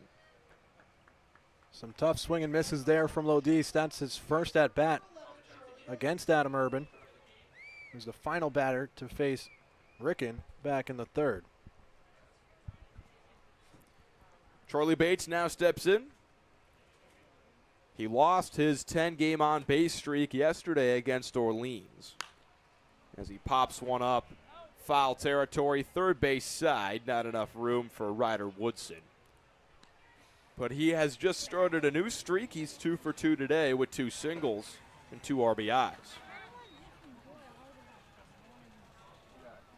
Wouldn't it be nice to see a batter get a multi-hit game streak going? Here's the kick in the fire from Urban. Fastball just misses inside. The longest hit streak for Hyannis this year has been John Embry with 6 games to start his Cape tenure. The longest active hit streaks right now, Kyle Olivo, Will Fosberg, both had a 2-game hit streak entering today, and they both got hits today. So they're both rocking with 3-game hit streaks. Happy birthday to John Embry, turning 20 today. There's the 1-2 from Adam Urban. Bates takes it downstairs. Embry's getting the day off today. Not in the lineup, but he's available off the bench if Mitch Carricker wants to go to a pinch hitter.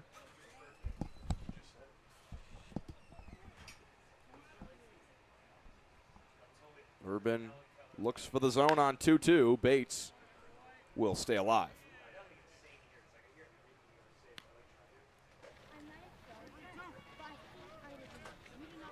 The 5th inning has been kind to the Harbor Hawks this year.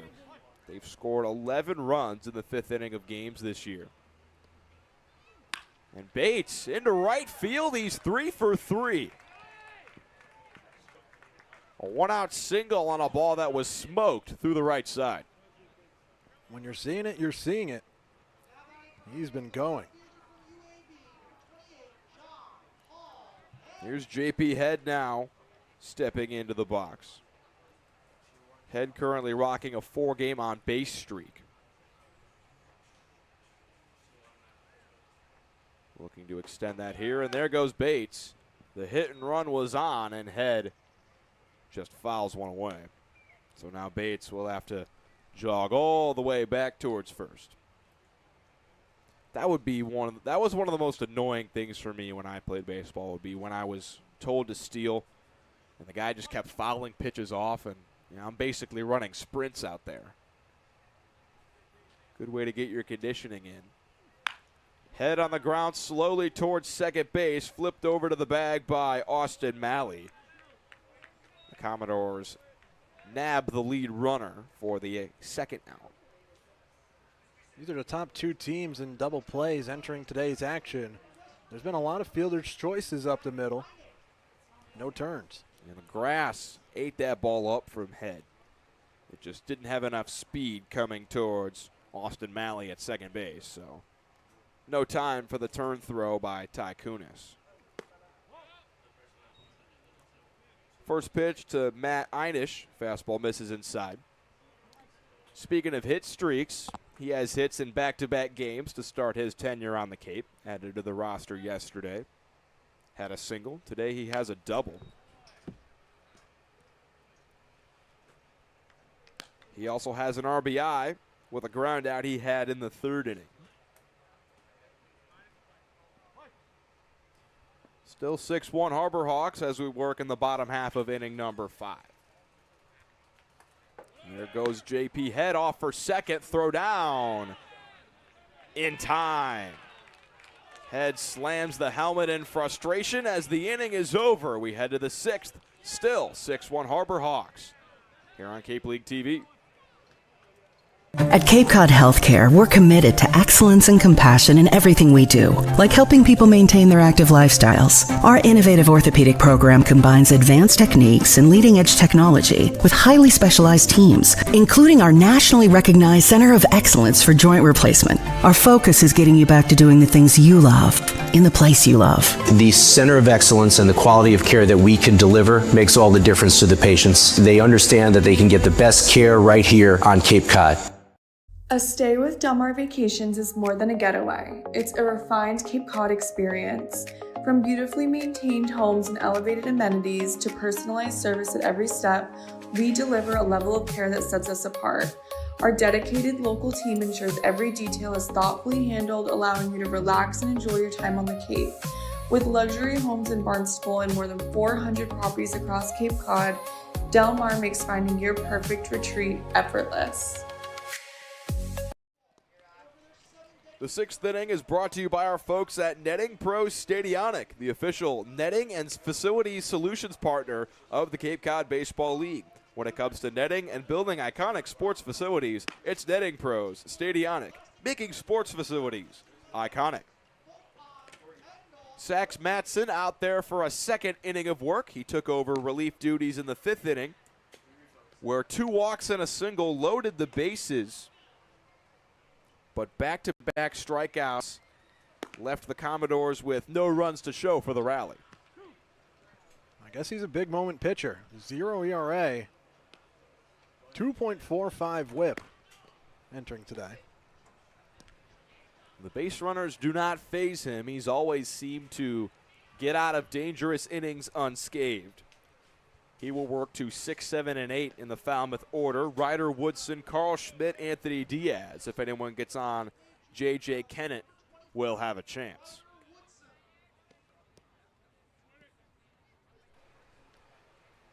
Woodson, the rising junior at Mississippi State, will lead things off for Falmouth. He swings at the first pitch and pops a fastball out of play. It's been a quiet bottom half of the order for Falmouth today. Woodson responsible for the single in the 4th, but other than that, nobody has reached here at the bottom of the order. Coming into today's game, Woodson 4 for 14 on the Cape in just 4 games. Big swing and a miss at the breaking ball from Matson. He's behind 0-2. 2 of those 4 hits were doubles. And yesterday against Brewster, he had an RBI double. So he's swinging a hot bat up there. Matson looking to quiet it on 0-2. Looper out to left, and it drops down. Ryder Woodson continues to swing the bat well, and Falmouth has a leadoff runner. 2 strikes and getting a pitch to drive out to left field. Falmouth will now turn to Carl Schmidt. He's hit the ball well in both of his at-bats today, but no hits to show for it. He's flown out to center field twice.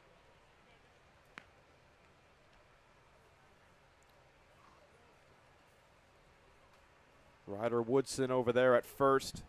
Not a speed threat. He did not steal a base this past year for Mississippi State. Matson finds the zone with the backdoor slider to even the count at 1-1.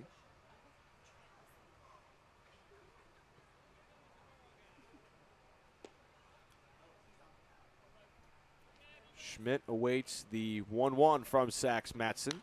Fouled straight back. Schmidt just finished up his sophomore season at Cal Berkeley, where he was primarily an infielder, but today he's getting the start in right field. Falmouth has had their fair share of hits today, 6 now in the 6th inning, but just the 1 run to show back in the first. Breaking ball misses down. Matson has evened the count at 2-2. It's just limiting the mistakes. Orleans had only 4 hits yesterday, scratched across 6 runs. You got to do the most with your base runners. Hyannis has done that today with their 6 runs. Fastball misses away. The count now runs full on Carl Schmidt.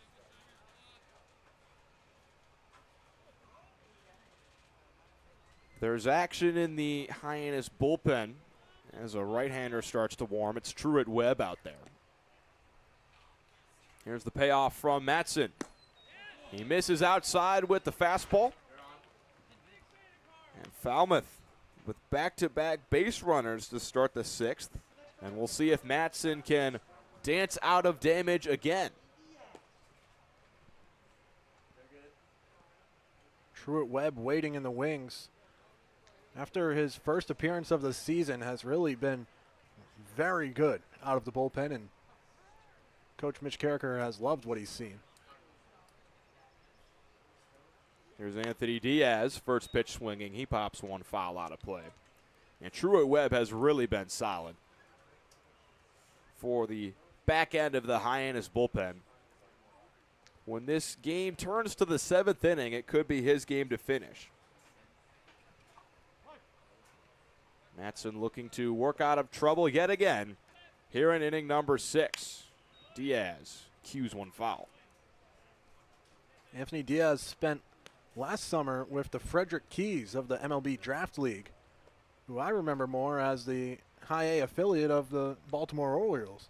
Of course, a lot of High A teams no longer finding new homes in different leagues. Baseball is one of the more confusing pipelines for players, not as straightforward as the NFL or NBA. Big swing and a miss on the breaking ball. Diaz down on strikes. 3rd strikeout of the relief appearance for Sax Matson. Getting someone to bite on that breaking ball helps when you're in control 0-2. So now J.J. Kennett steps in. He led off the 5th inning with a walk against Matson.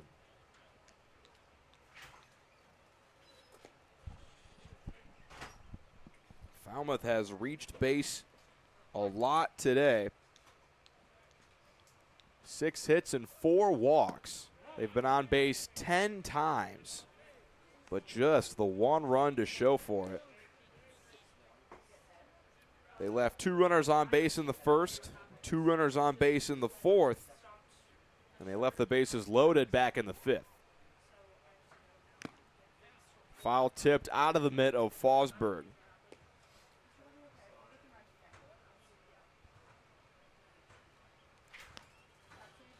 Kennett played his last summer with the Arroyo Seco Saints of the California Collegiate League.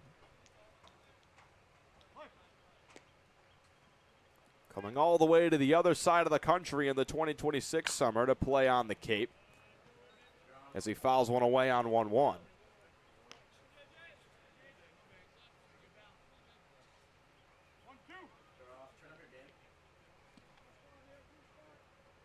With the Baylor Bears in 2026, he was one of just 3 Baylor hitters to hit over 300. And he waves at the fastball for strike 3. Matson, back-to-back Ks after back-to-back base runners to start the 6th. The strikeouts taking the lead for Matson over the walks here with his 4th strikeout to 3rd walk. Austin Malley will hit for the 4th time today. He's 1 for 3 with a single. Hitting .333 on the Cape here in game number 14. Backdoor breaking ball finds the zone for Matson on pitch number 1. Maley coming to the Cape from Gateway Community College. Fastball misses away. In 47 games, he hit .261 with 31 runs batted in. 28 walks to just 32 strikeouts. He's a disciplined hitter. And he's raised that average on the Cape. He's 7th on the Cape in average. On the 1-1, Matson locates the breaking ball again. And it seems like when he gets into trouble, that's the pitch he turns to more than the fastball, is that backdoor slider. Whenever he has the most feel over, he seems to keep it close even on the misses. Falmouth looking to abandon, stranding more runners. They've already left 7 on base through 5 innings.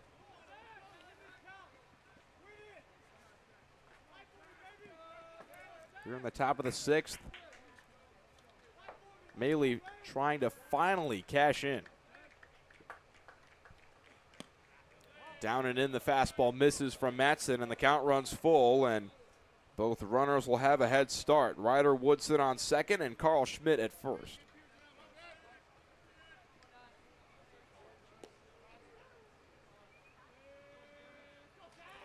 Maley ready. So is Matson.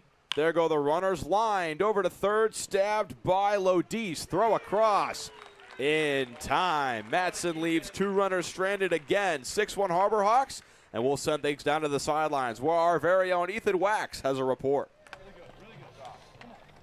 Consistency. That's what manager Mitch Carricker uttered to me pregame when I had a chance to speak with him. And boy, did they deliver with good at-bats and quality pitching. Will Fosberg was at the forefront of a 3-run 2nd inning thanks to his 3-run bomb. And the pitching has been at a premium with 4 innings of shutdown ball by Carter Cox, just allowing the 1 run. If this bullpen could piece it together and protect a 5-run lead, 6-1, it'll be in excellent shape to end the 4-game skid they're currently on. It'll be up to the offense to keep it up because no lead is safe here on the Cape League. And I ask you, what kind of consistency can this team bring to hopefully continue a winning streak as we head down the stretch here in this game and in future games? Back to you guys. The bottom of the 6th inning is brought to you by our folks at Eastern Propane and Oil. They're proud to recognize hometown heroes throughout the Cape. If you're active duty military, a veteran, police, fire, or EMT personnel, you are eligible for a discount. We just heard from our sideline reporter, Ethan Wax, about how the Hyannis bats have really struggled as of late, but not today. A 6-run onslaught in the first 3 innings of this one found Hyannis ahead, and they stay that way as we work into the bottom half of the 6th. Alongside Charlie Adams, I'm Quincy Bell. Charlie, they've been attacking early in counts today. And that's been a change in the philosophy that we've seen throughout the last couple of games. It seemed like Hyannis was trying to be very patient throughout their at-bats, and they found themselves behind in counts. But today, they haven't had the chance to get behind in counts. Putting the ball in play, and the group's feeling good. Finding the gaps. Plenty of singles sprinkled around.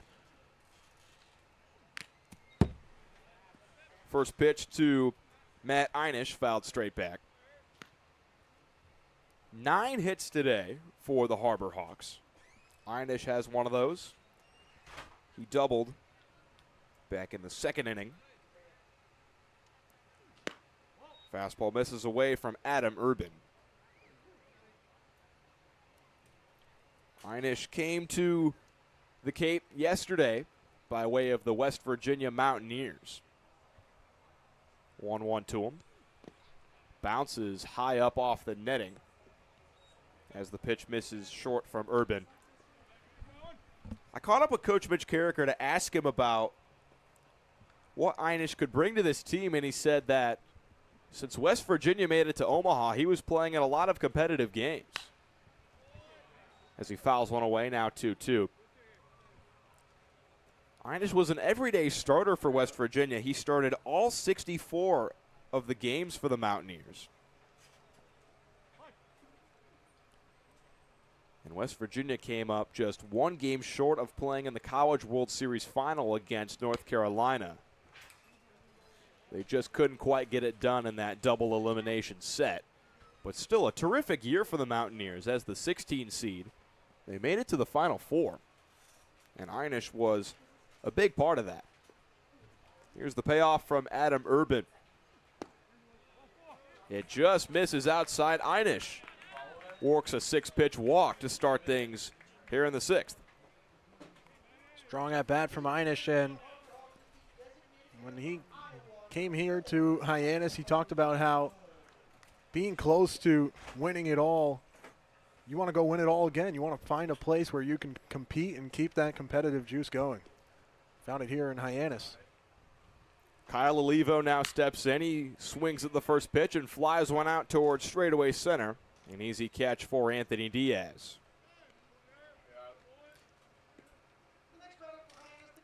And now Will Fosberg steps in. The man of the hour today. He broke this game wide open in the second inning with a mammoth 3-run homer. And then his second time up in the fourth inning, a double. Both of his hits out to that right center field gap. He takes first pitch and finds himself ahead 1-0. And this Hyannis team was loaded with catchers to start the year. 4 of them started this year on the roster. As Fosberg swings and flies one out of play down the left field side. But a lot of people would tell you that Fosberg was the 4th option of those 4 catchers. Blake Primrose and John Embry were both players of the year in their respective conferences, and Efren Ortega was very solid at UC Irvine. Fosberg kind of an afterthought in that catching room. But then Primrose went down with an injury in game number 1 as there goes Hyannis for second, and he has the base stolen.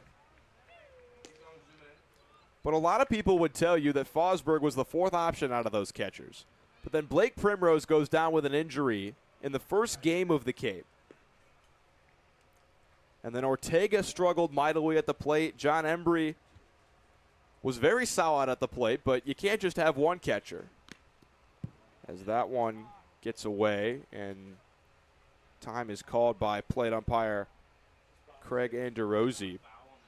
And I think they called that a foul ball off the knob of Fosberg's bat. It's a tough break, but no argument from Will Fosberg. So now the count's 2-2.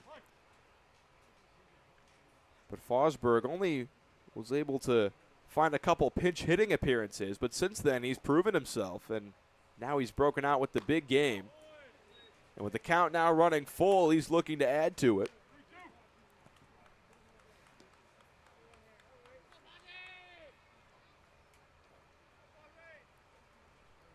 Matt Hyannis on second, 1 out here in the bottom of the 6th. Fosberg awaits the payoff from Adam Urban. He takes downstairs, and the Northeastern catcher has been on all 3 times to the plate today. Second full count walk of the inning issued by Urban. And the Harbor Hawks are getting a bit patient here in the bottom of the order to flip it to Liam Barrett, looking to get back going. Falmouth will have a meeting on the mound with Adam Urban. There's action in their bullpen as a lefty has begun to take some pitches. They might want the lefty to come in against the left-handed hitting Liam Barrett, and it looks like this could be the end of the day for Adam Urban. We'll have to see.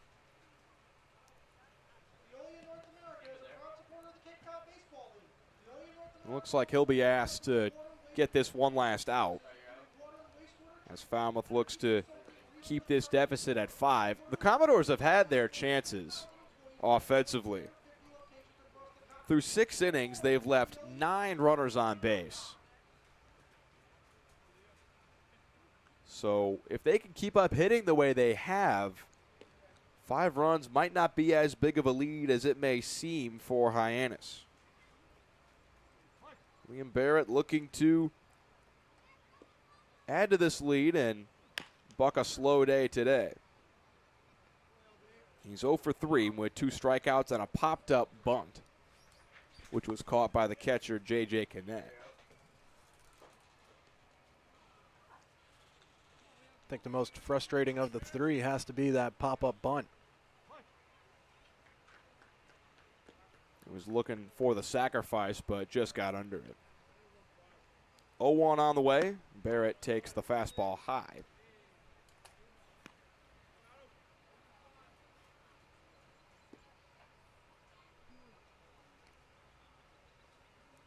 Barrett out of Mountain View, California.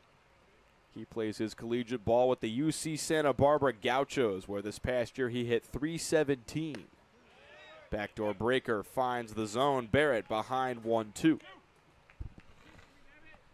And he's looking to sort of solidify that leadoff spot for head coach Mitch Carricker, because he's tried a lot of guys at that leadoff spot. Henry Zener, Taylor Kirk, Charlie Bates have all taken appearances at the top spot. Barrett looking to solidify himself up there. 1-2. He's down on strikes for the 3rd time today. He waves at the changeup from Adam Urban. And since taking over things in the 3rd, Urban has kept Hyannis where they're at. All 6 runs have been charged to the Falmouth starter, Regan Ricken.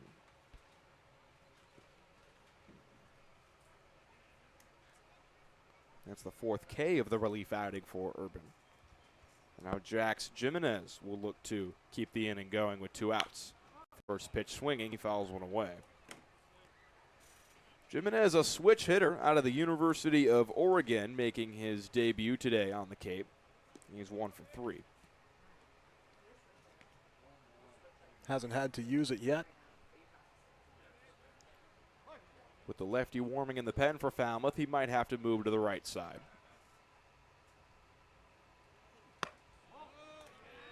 He throws right-handed. So you would think he's naturally a righty if he throws righty. Of course, all switch hitters sort of have to learn how to hit from one other side, and they're more natural from one. 1-1 to the Oregon Duck. Grounded over towards short. Gloved over there by Ty Konis, and he'll take it to the bag himself to retire this side. We head to the late innings here from McKeon Park. Still 6-1 Harbor Hawks on Cape League TV. This will be your college. This will be your home. This is where you will join a community that supports you, cares about you, pushes you, cheers you on, challenges you, inspires you, helps you reach your dreams. Open your eyes to opportunity and your mind to possibility. Your future begins here. Make a difference. Leave your mark. Break the mold. Be a leader. Achieve unimagined heights. Believe in yourself. Make lifelong friends. This is your time. Your place. Your home. Your Dean. It all starts here at Dean College.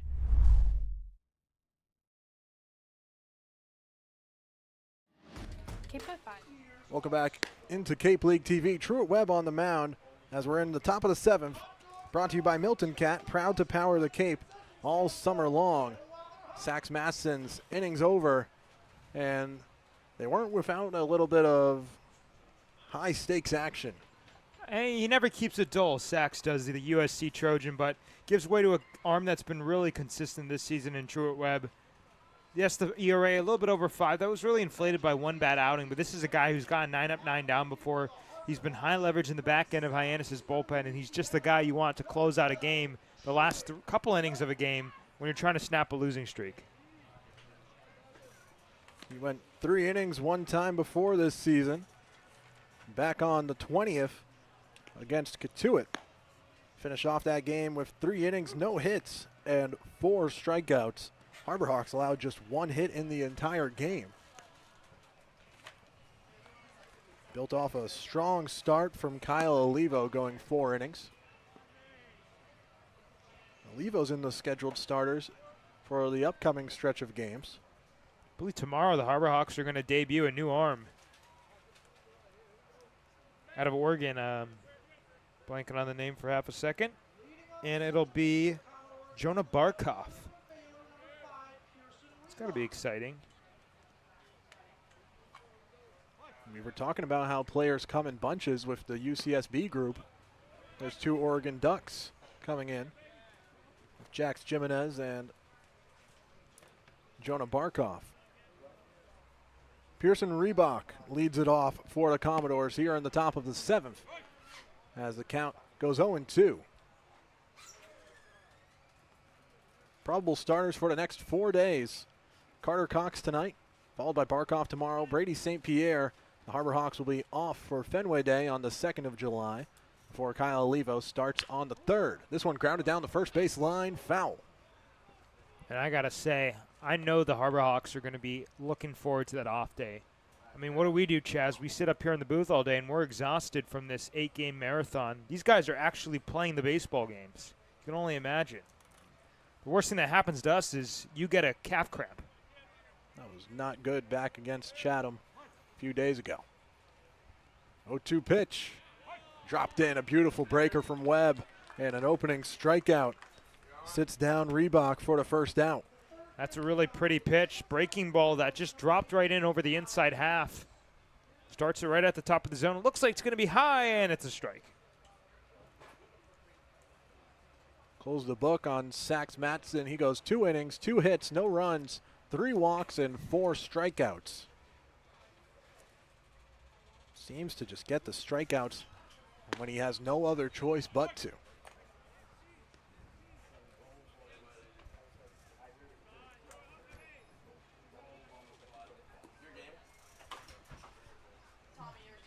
Oh, 1 fouled off.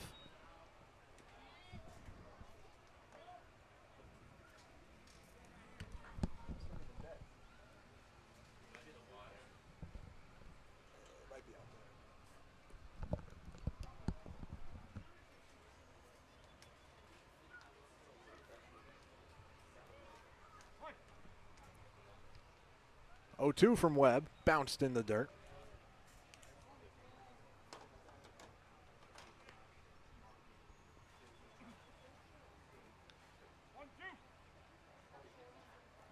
Ty Konis today singled in the first, flied out in the 3rd, and walked in the 5th inning. 0-2 fouled off once again. 1-2, excuse me.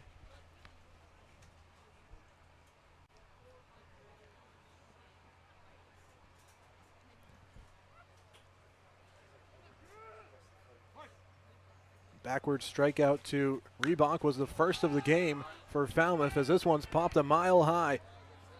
Fosberg looking for room in the backstop. He has it as Lodis gets out of the way. A second out here in foul territory. There you go, Foz. Out there like a cat. Had to discard the mask. And, I mean, folks, yes, it's a routine play, but it's not necessarily easy. That thing is going crazy up in the air, and you could see it come back onto the field of play. It was originally going to be destined to become a souvenir for a lucky fan, but the backspin brought it back, and Fosberg kind of had to track that while also making sure he didn't run into the wall. Nice play.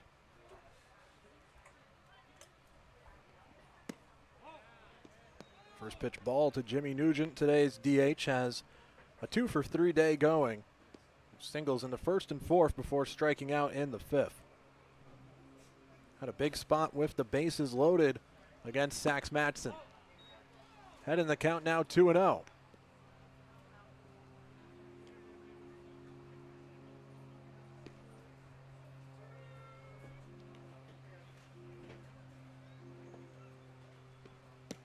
2-0, half offered at, and right at the plate. Home plate umpire Craig Androsi makes the call for the strike. Webb works fast. You could see him. He's already getting ready to come set. And as soon as they make eye contact, he goes back. 2-1, sent deep to left field. On the way back, J.P. Head plays it off the wall. On second base, Nugent in standing. He's 3 for 4 today. Well, this pitch caught a lot of plate. Left it right over the top of the zone. Look at that. Kind of leaked inside as well.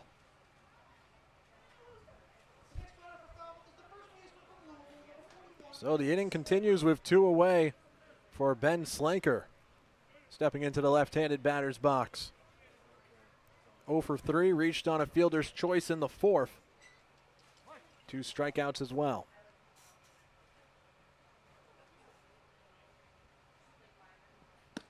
Worked inside by Webb on the first pitch.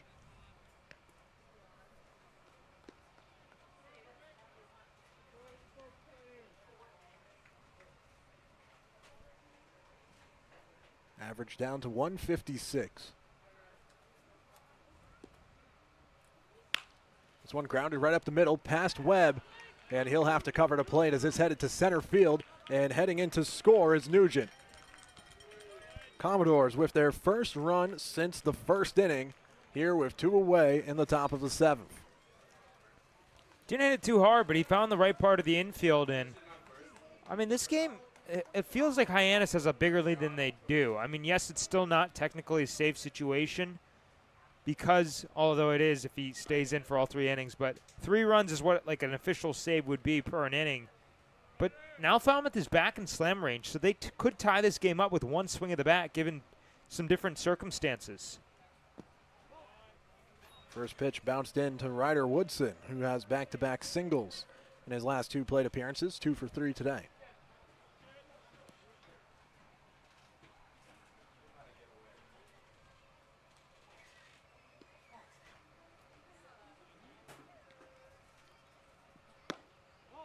Just inside as Woodson out of the way here.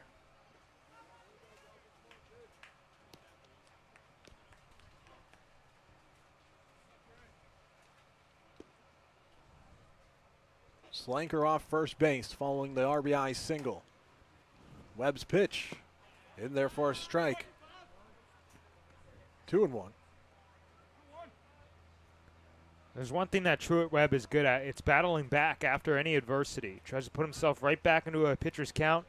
Falls behind 2-0, gets the strike here, and looking for another competitive pitch on 2-1.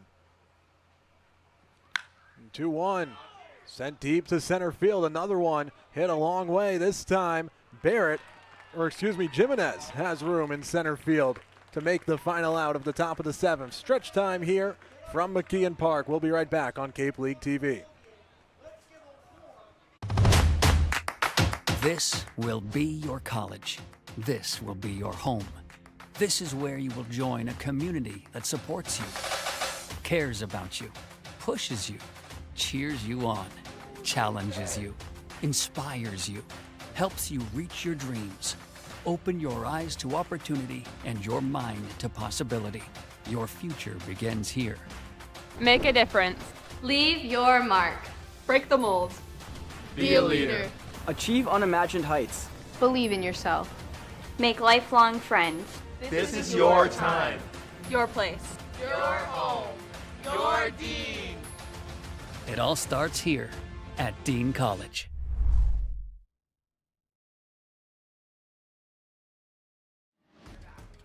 Welcome back here on Cape League TV. Let's take a look at the scores across the Cape, presented by the Massachusetts Office of Travel and Tourism. Chatham fell 9-8 to Brewster, and Yarmouth Dennis continues to win with a 5-0 win over Cotuit. Orleans and Bourne in the 7th inning, with Bourne leading 2-1, and Harwich up 5-0 on Wareham, also in the 7th inning of play. A lot of cross-division matchups still here in the Cape Cod Baseball League.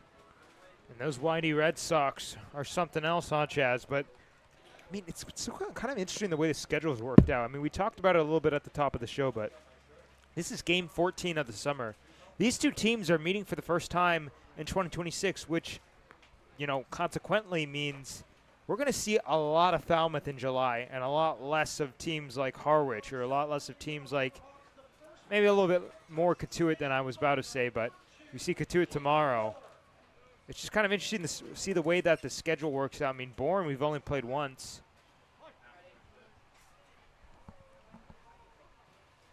Saving some big games for down the line. Caden Miller on the first pitch grounds it sharply over to Slanker at first base. Knocked it down, but has to retrieve it from the outfield grass. And that could go either way. Yeah, we're going to have to wait and see on the official ruling. I mean, he hit it decently hard. Kind of took a weird hop.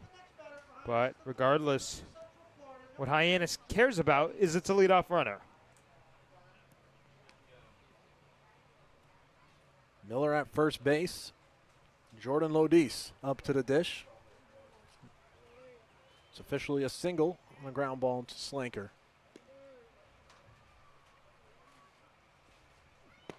First pitch in for a strike from Urban, still working on the mound.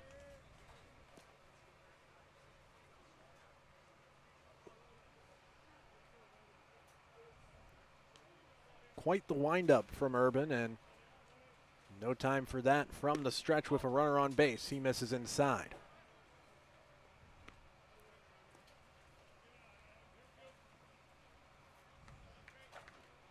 It's an infield hit for Miller. Second hit of the night. Swing and a miss here. Lodis behind 1-2. I mean, you could say this of any hitter, but Lodis has certainly been more dangerous when he's ahead in counts. And I know that's an obvious statement, but I feel like it's specifically true of him. And when he had those big games, he was constantly jumping ahead. Runner on the move, a swing at the plate. Swing and miss at the plate for Lodis, a strikeout. Throw down a little high, and a stolen base for Caden Miller. You see Miller totally just slid through his legs over there when he jumped up to catch it. Inadvertently, it gave Miller a lane to thread the needle. One away after the Lodis strikeout. It's the fifth strikeout for Adam Urban, as now a mound visit here for the Commodores. Jack Dahm taking the walk to the mound his first year with the Falmouth Commodores, and that will be day done for Adam Urban. New pitcher coming on here for the Commodores when we return on Cape League TV. This will be your college. This will be your home. This is where you will join a community that supports you, cares about you, pushes you, cheers you on, challenges you, inspires you, helps you reach your dreams. Open your eyes to opportunity and your mind to possibility. Your future begins here. Make a difference. Leave your mark. Break the mold. Be a leader. Achieve unimagined heights. Believe in yourself. Make lifelong friends. This is your time. Your place. Your home. Your Dean. It all starts here at Dean College.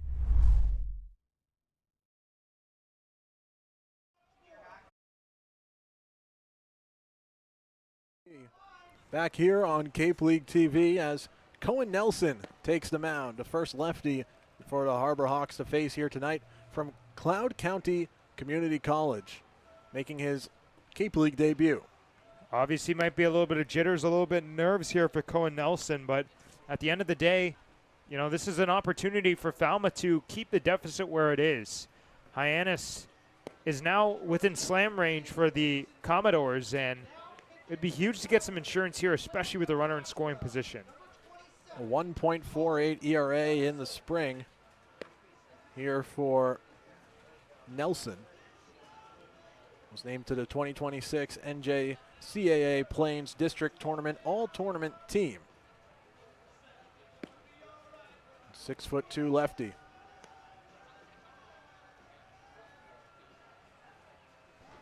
Out of New Hampshire, so not too far away from here. I believe NE is usually what describes Nebraska as a abbreviation. I just saw it flash over your computer. I apologize. I thought that was an H. So I guess it is a little bit of ways. Runner on second with Caden Miller and one away as the lefty-lefty matchup here for Charlie Bates. Bates has stood tall today so far, but he's had a couple favorable matchups in terms of the splits. But this is a guy, Bates, that stays in there against lefties. I believe he actually had a higher average against southpaws this past spring. The slug is a little bit lower, but still the consistency is there for Bates. And the first pitch is not coming here. It's a pickoff, and Woodson caught a good piece of Caden Miller on that slide, but still, Miller's picked off at second base, right between second and third. I don't understand why that would be the decision, considering you don't know what a guy's looks are. When you're on first base, you go based on timing. When you go on second, you based on looks. Like if he tends to go back to the plate after 2 looks. That was going to be his first pitch of the night, so, I mean, maybe he thought he had something there. Well, it becomes less of a big spot here for Nelson. And also, no longer a true RBI opportunity for a base hit from Charlie Bates. Unless he goes yard.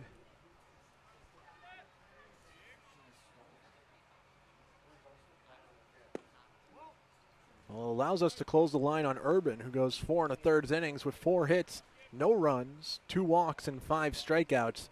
He bridged the gap after Ricken struggled early.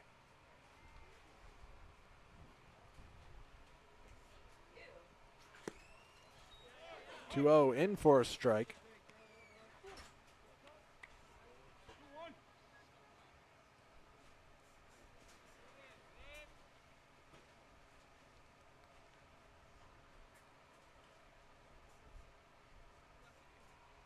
(2-1) pitch.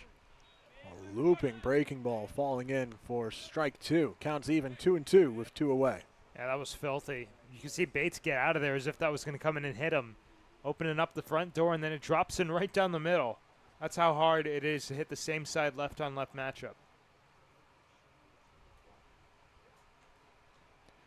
2-2 pitch. Freezes Charlie Bates, and he's retired for the first time today as the Harbor Hawks leave a guy on after the pickoff and only bring 3 to the plate. 6-2, the Hawks lead heading to the 8th. This will be your college. This will be your home. This is where you will join a community that supports you, cares about you, pushes you, cheers you on, challenges you, inspires you, helps you reach your dreams. Open your eyes to opportunity and your mind to possibility. Your future begins here. Make a difference. Leave your mark. Break the mold. Be a leader. Achieve unimagined heights. Believe in yourself. Make lifelong friends. This is your time. Your place. Your home. Your Dean. It all starts here at Dean College.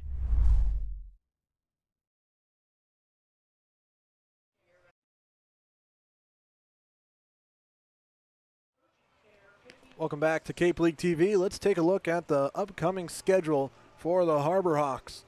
To it tomorrow as the homestand wraps up before traveling to Bourne on the road. It'll be a bit nice to get back on the road after a 3-game home stretch, and we'll take the off day for Fenway Day before heading to Yarmouth Dennis for a pair of games. First on the road, then traveling back for July 4th, a special 5 p.m. start time versus the YD Red Sox with a drone show viewable from McKeon Park post-game.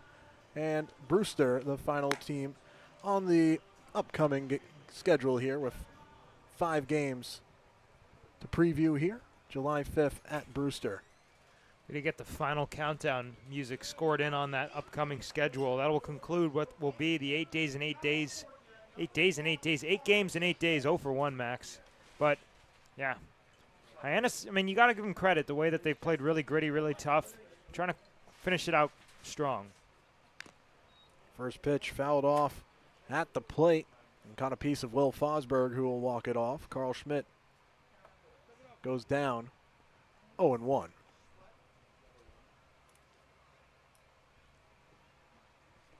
Nice professional courtesy from Craig Andriozzi.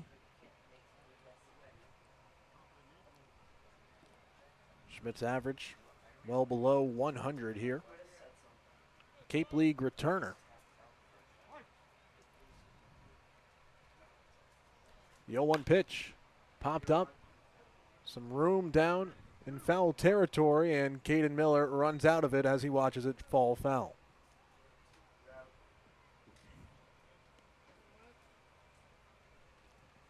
I mean, it's only through coming into this game 18 plate appearances for Schmidt.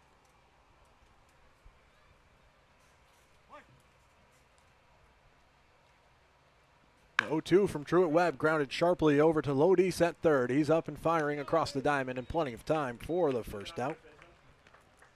That guy's got a killer arm over there. I know it's a routine play, and he didn't have to show it off, but he did show it off.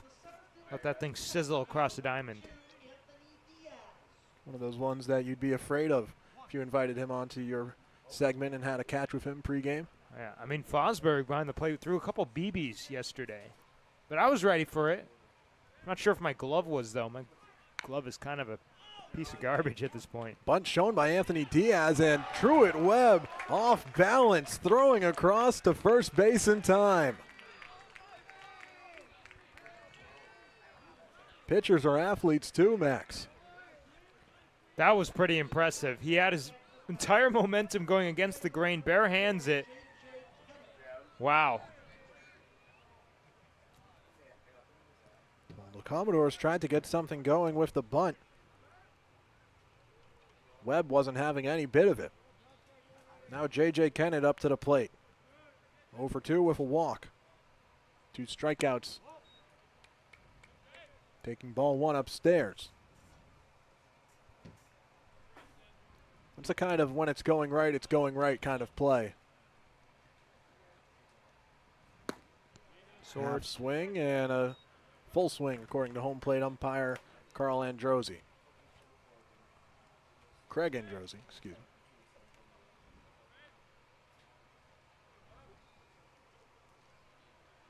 The 1-1 grounded a bit weaker this time to Jordan Lodis. He's up firing across the diamond in a 1-2-3 inning here in the top of the 8th for the Harbor Hawks. We'll head to the bottom half on Cape League TV. Lodis makes 2 outs in the inning.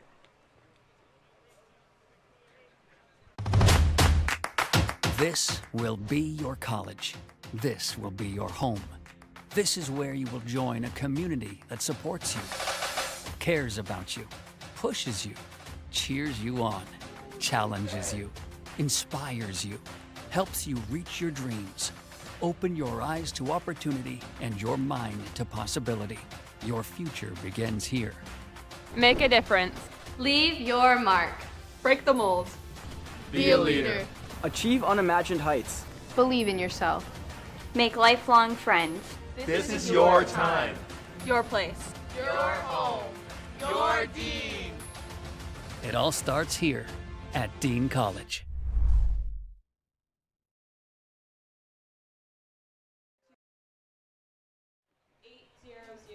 Hey, Harbor Hawks fans, don't let bridge traffic throw you a curveball. Cape Cod Gateway Airport is your ticket to hassle-free travel. Located right here in Hyannis, we connect you to Boston, the islands, and beyond with daily flights and easy parking. Spend less time driving and more time at the ballpark. Learn more and plan your next getaway at flyhya.com.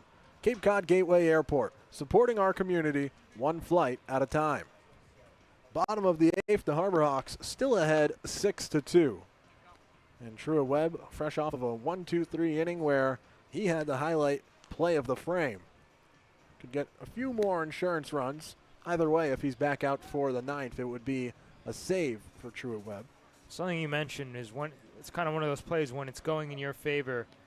It has not been going in the Harbor Hawks' favor during this losing skid outside of this game, but it's been on the Harbor Hawks' own accord. I mean, they've been making great plays. They've been putting up great at-bats. It's not like where they've gotten lucky or Falmouth has just given them a bunch of stuff for free. They've truly earned what is a 6-2 lead, but still with some work to go with a couple more outs.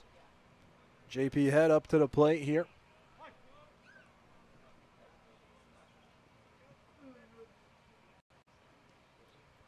The lefty Nelson still working on the mound. A first pitch swing. This one should stay playable for a hard run from Schmidt, and he nearly overran it. Well, let's take a look at this. That ball is tailing away from the right-handed hitting bat. Oh, and he may be able to get back and make the catch. thing he didn't throw his back out doing that. I mean, you got all your momentum going full speed, and then all of a sudden you got to rewind. One you might feel in the morning. Matt Hyannis up to the plate. Had his first real hit. He had a hit yesterday in his debut. Didn't feel as legitimate as the double he had in the second to lead off the inning before coming around to score a 3-run inning for the Harbor Hawks. Also had an RBI ground out in the third. His first official hit was yesterday on a ground ball that Trey Hawsey ran into.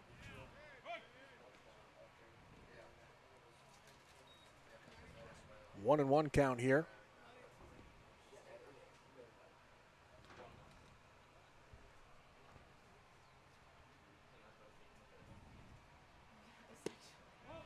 One outside, spitting on the breaking ball. Hyannis showed good plate discipline last at bat on a full count walk.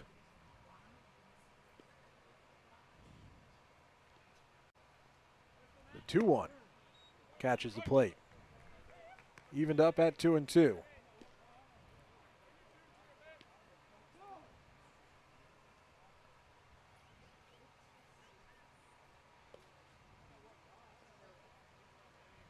Nelson ready, the 2-2 pitch.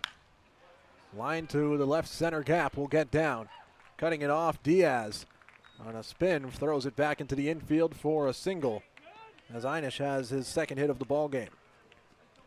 Well, there's another legit hit for Hyannis, taking it the other way. That one wasn't squared up. It was in off the hands, but you got to love the opposite field approach to drop it in as Hyannis bids for some insurance here in the last of the eighth.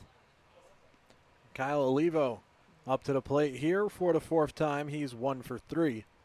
And he's made it clear the scouting report on him has been, don't give him something to hit early in that bat. First pitch downstairs.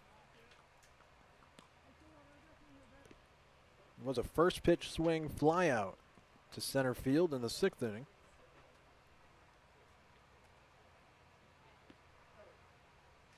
Hyannis off first. And Nelson will look him back with the pickoff move. Nelson has a pickoff today. It was a bit of a gift from Caden Miller.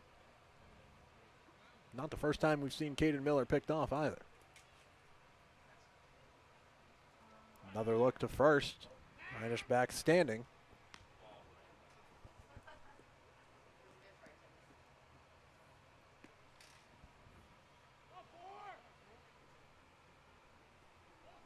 Hyannis stole second base back in the 6th inning. And fouls off at the plate. Olivo gets the count even 1-1 off the foul ball. You can see as Olivo turned back in our direction, just kind of a grimace, some frustration. That was a good pitch to hit. He just missed it.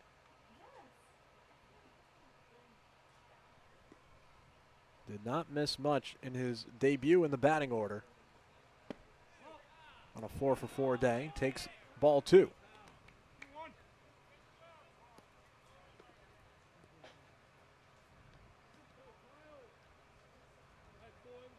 Went 4 for 4 with a home run and a double. Played second base, has DH'd now the past 2 times in the lineup, including tonight. Fouls another one off at the plate. Was late on it. I think as we've talked to Coach Mitch Carricker, of course it's how do we fit him in the lineup around his starts, but I think DHing is a good opportunity to give him somewhat of a time off. He's resting his arm, he doesn't have to throw, but he can still make a difference in the batter's box. 2-2 and a wicked swing comes up empty for the second out. Second strikeout for Nelson. Brings up Will Fosberg with 2 away and a runner on first.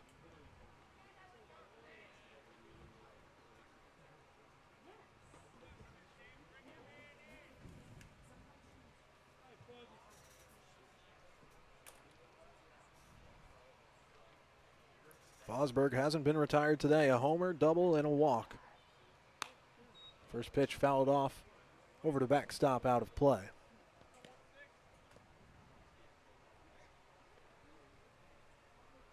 Retrieved in the parking lot. Already? Yeah. Got a good view out of the side window of our broadcast booth.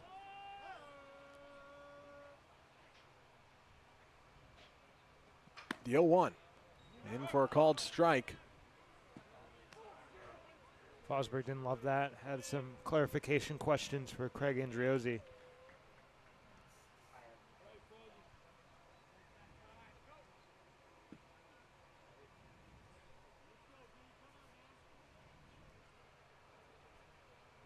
The 0-2 will have to wait with the pickoff to first as Hyannis again back standing.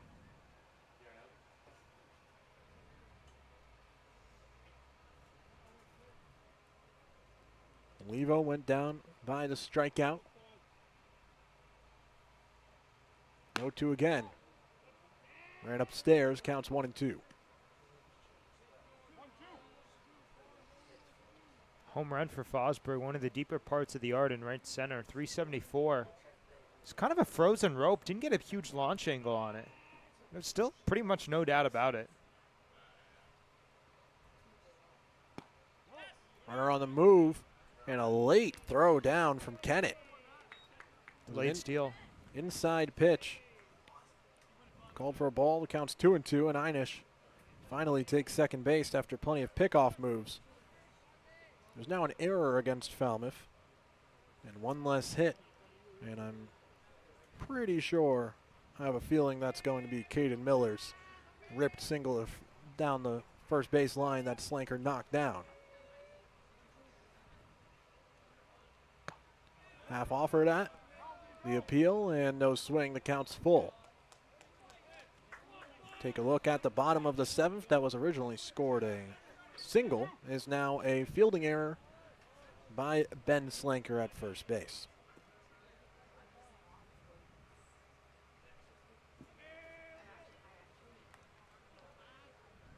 Huge gap up the middle in the infield.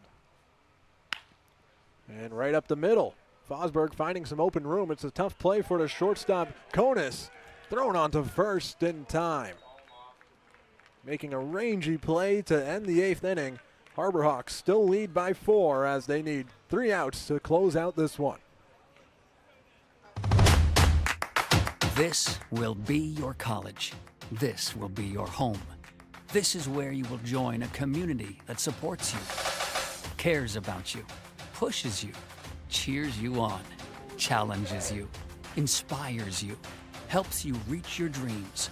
Open your eyes to opportunity and your mind to possibility. Your future begins here. Make a difference. Leave your mark. Break the mold. Be a leader. Achieve unimagined heights. Believe in yourself. Make lifelong friends. This is your time. Your place. Your home. Your Dean. It all starts here at Dean College.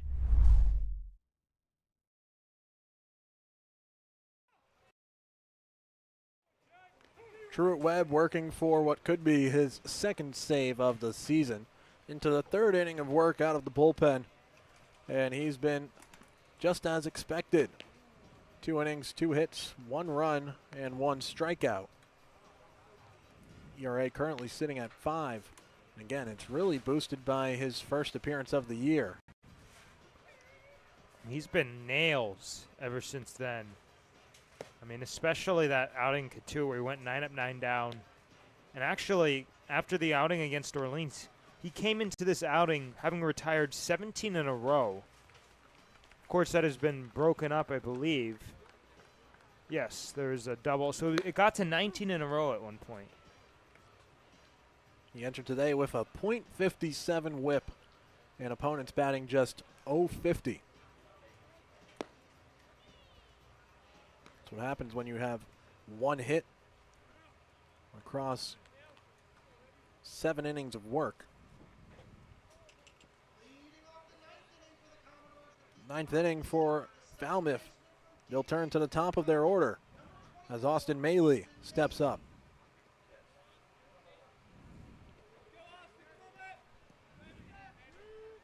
Maley 1 for 4 today with a single. Webb ready to get going with strike 1.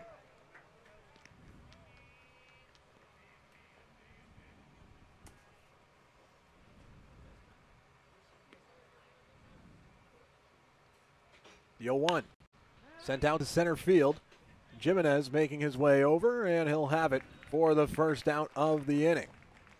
This broadcast is a copyrighted production of the Cape Cod Baseball League. Any unauthorized duplication, retransmission, or other use is strictly prohibited.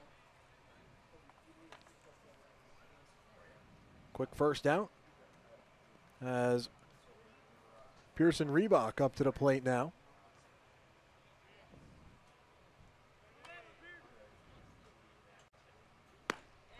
Big swing and a miss.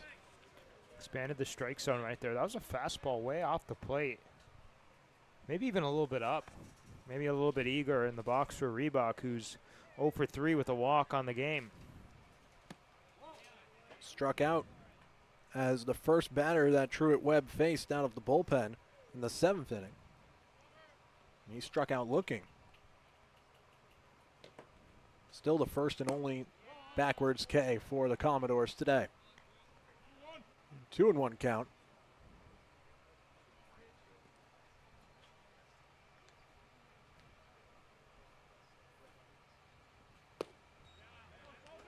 Called strike once again.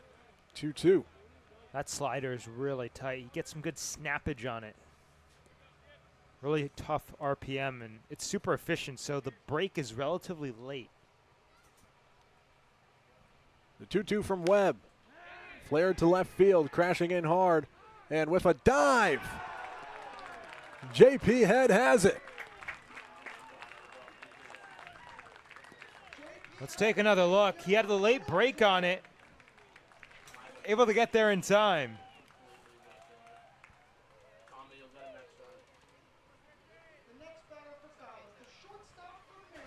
Down to their final out. Falmouth Commodores with 2 outs and nobody on base. Bring up Ty Konis.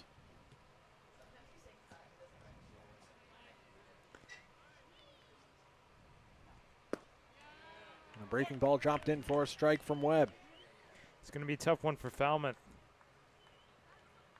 The last hope. 0-1 pitch. Another called strike. There's not many pitchers on the Harbor Hawks roster right now that you can trust more than Truett Webb so far. No, sir. 0-2 pitch. Swung on and missed. The Harbor Hawks are back in the win column. After 4 straight losses, Hyannis takes down Falmouth 6-2.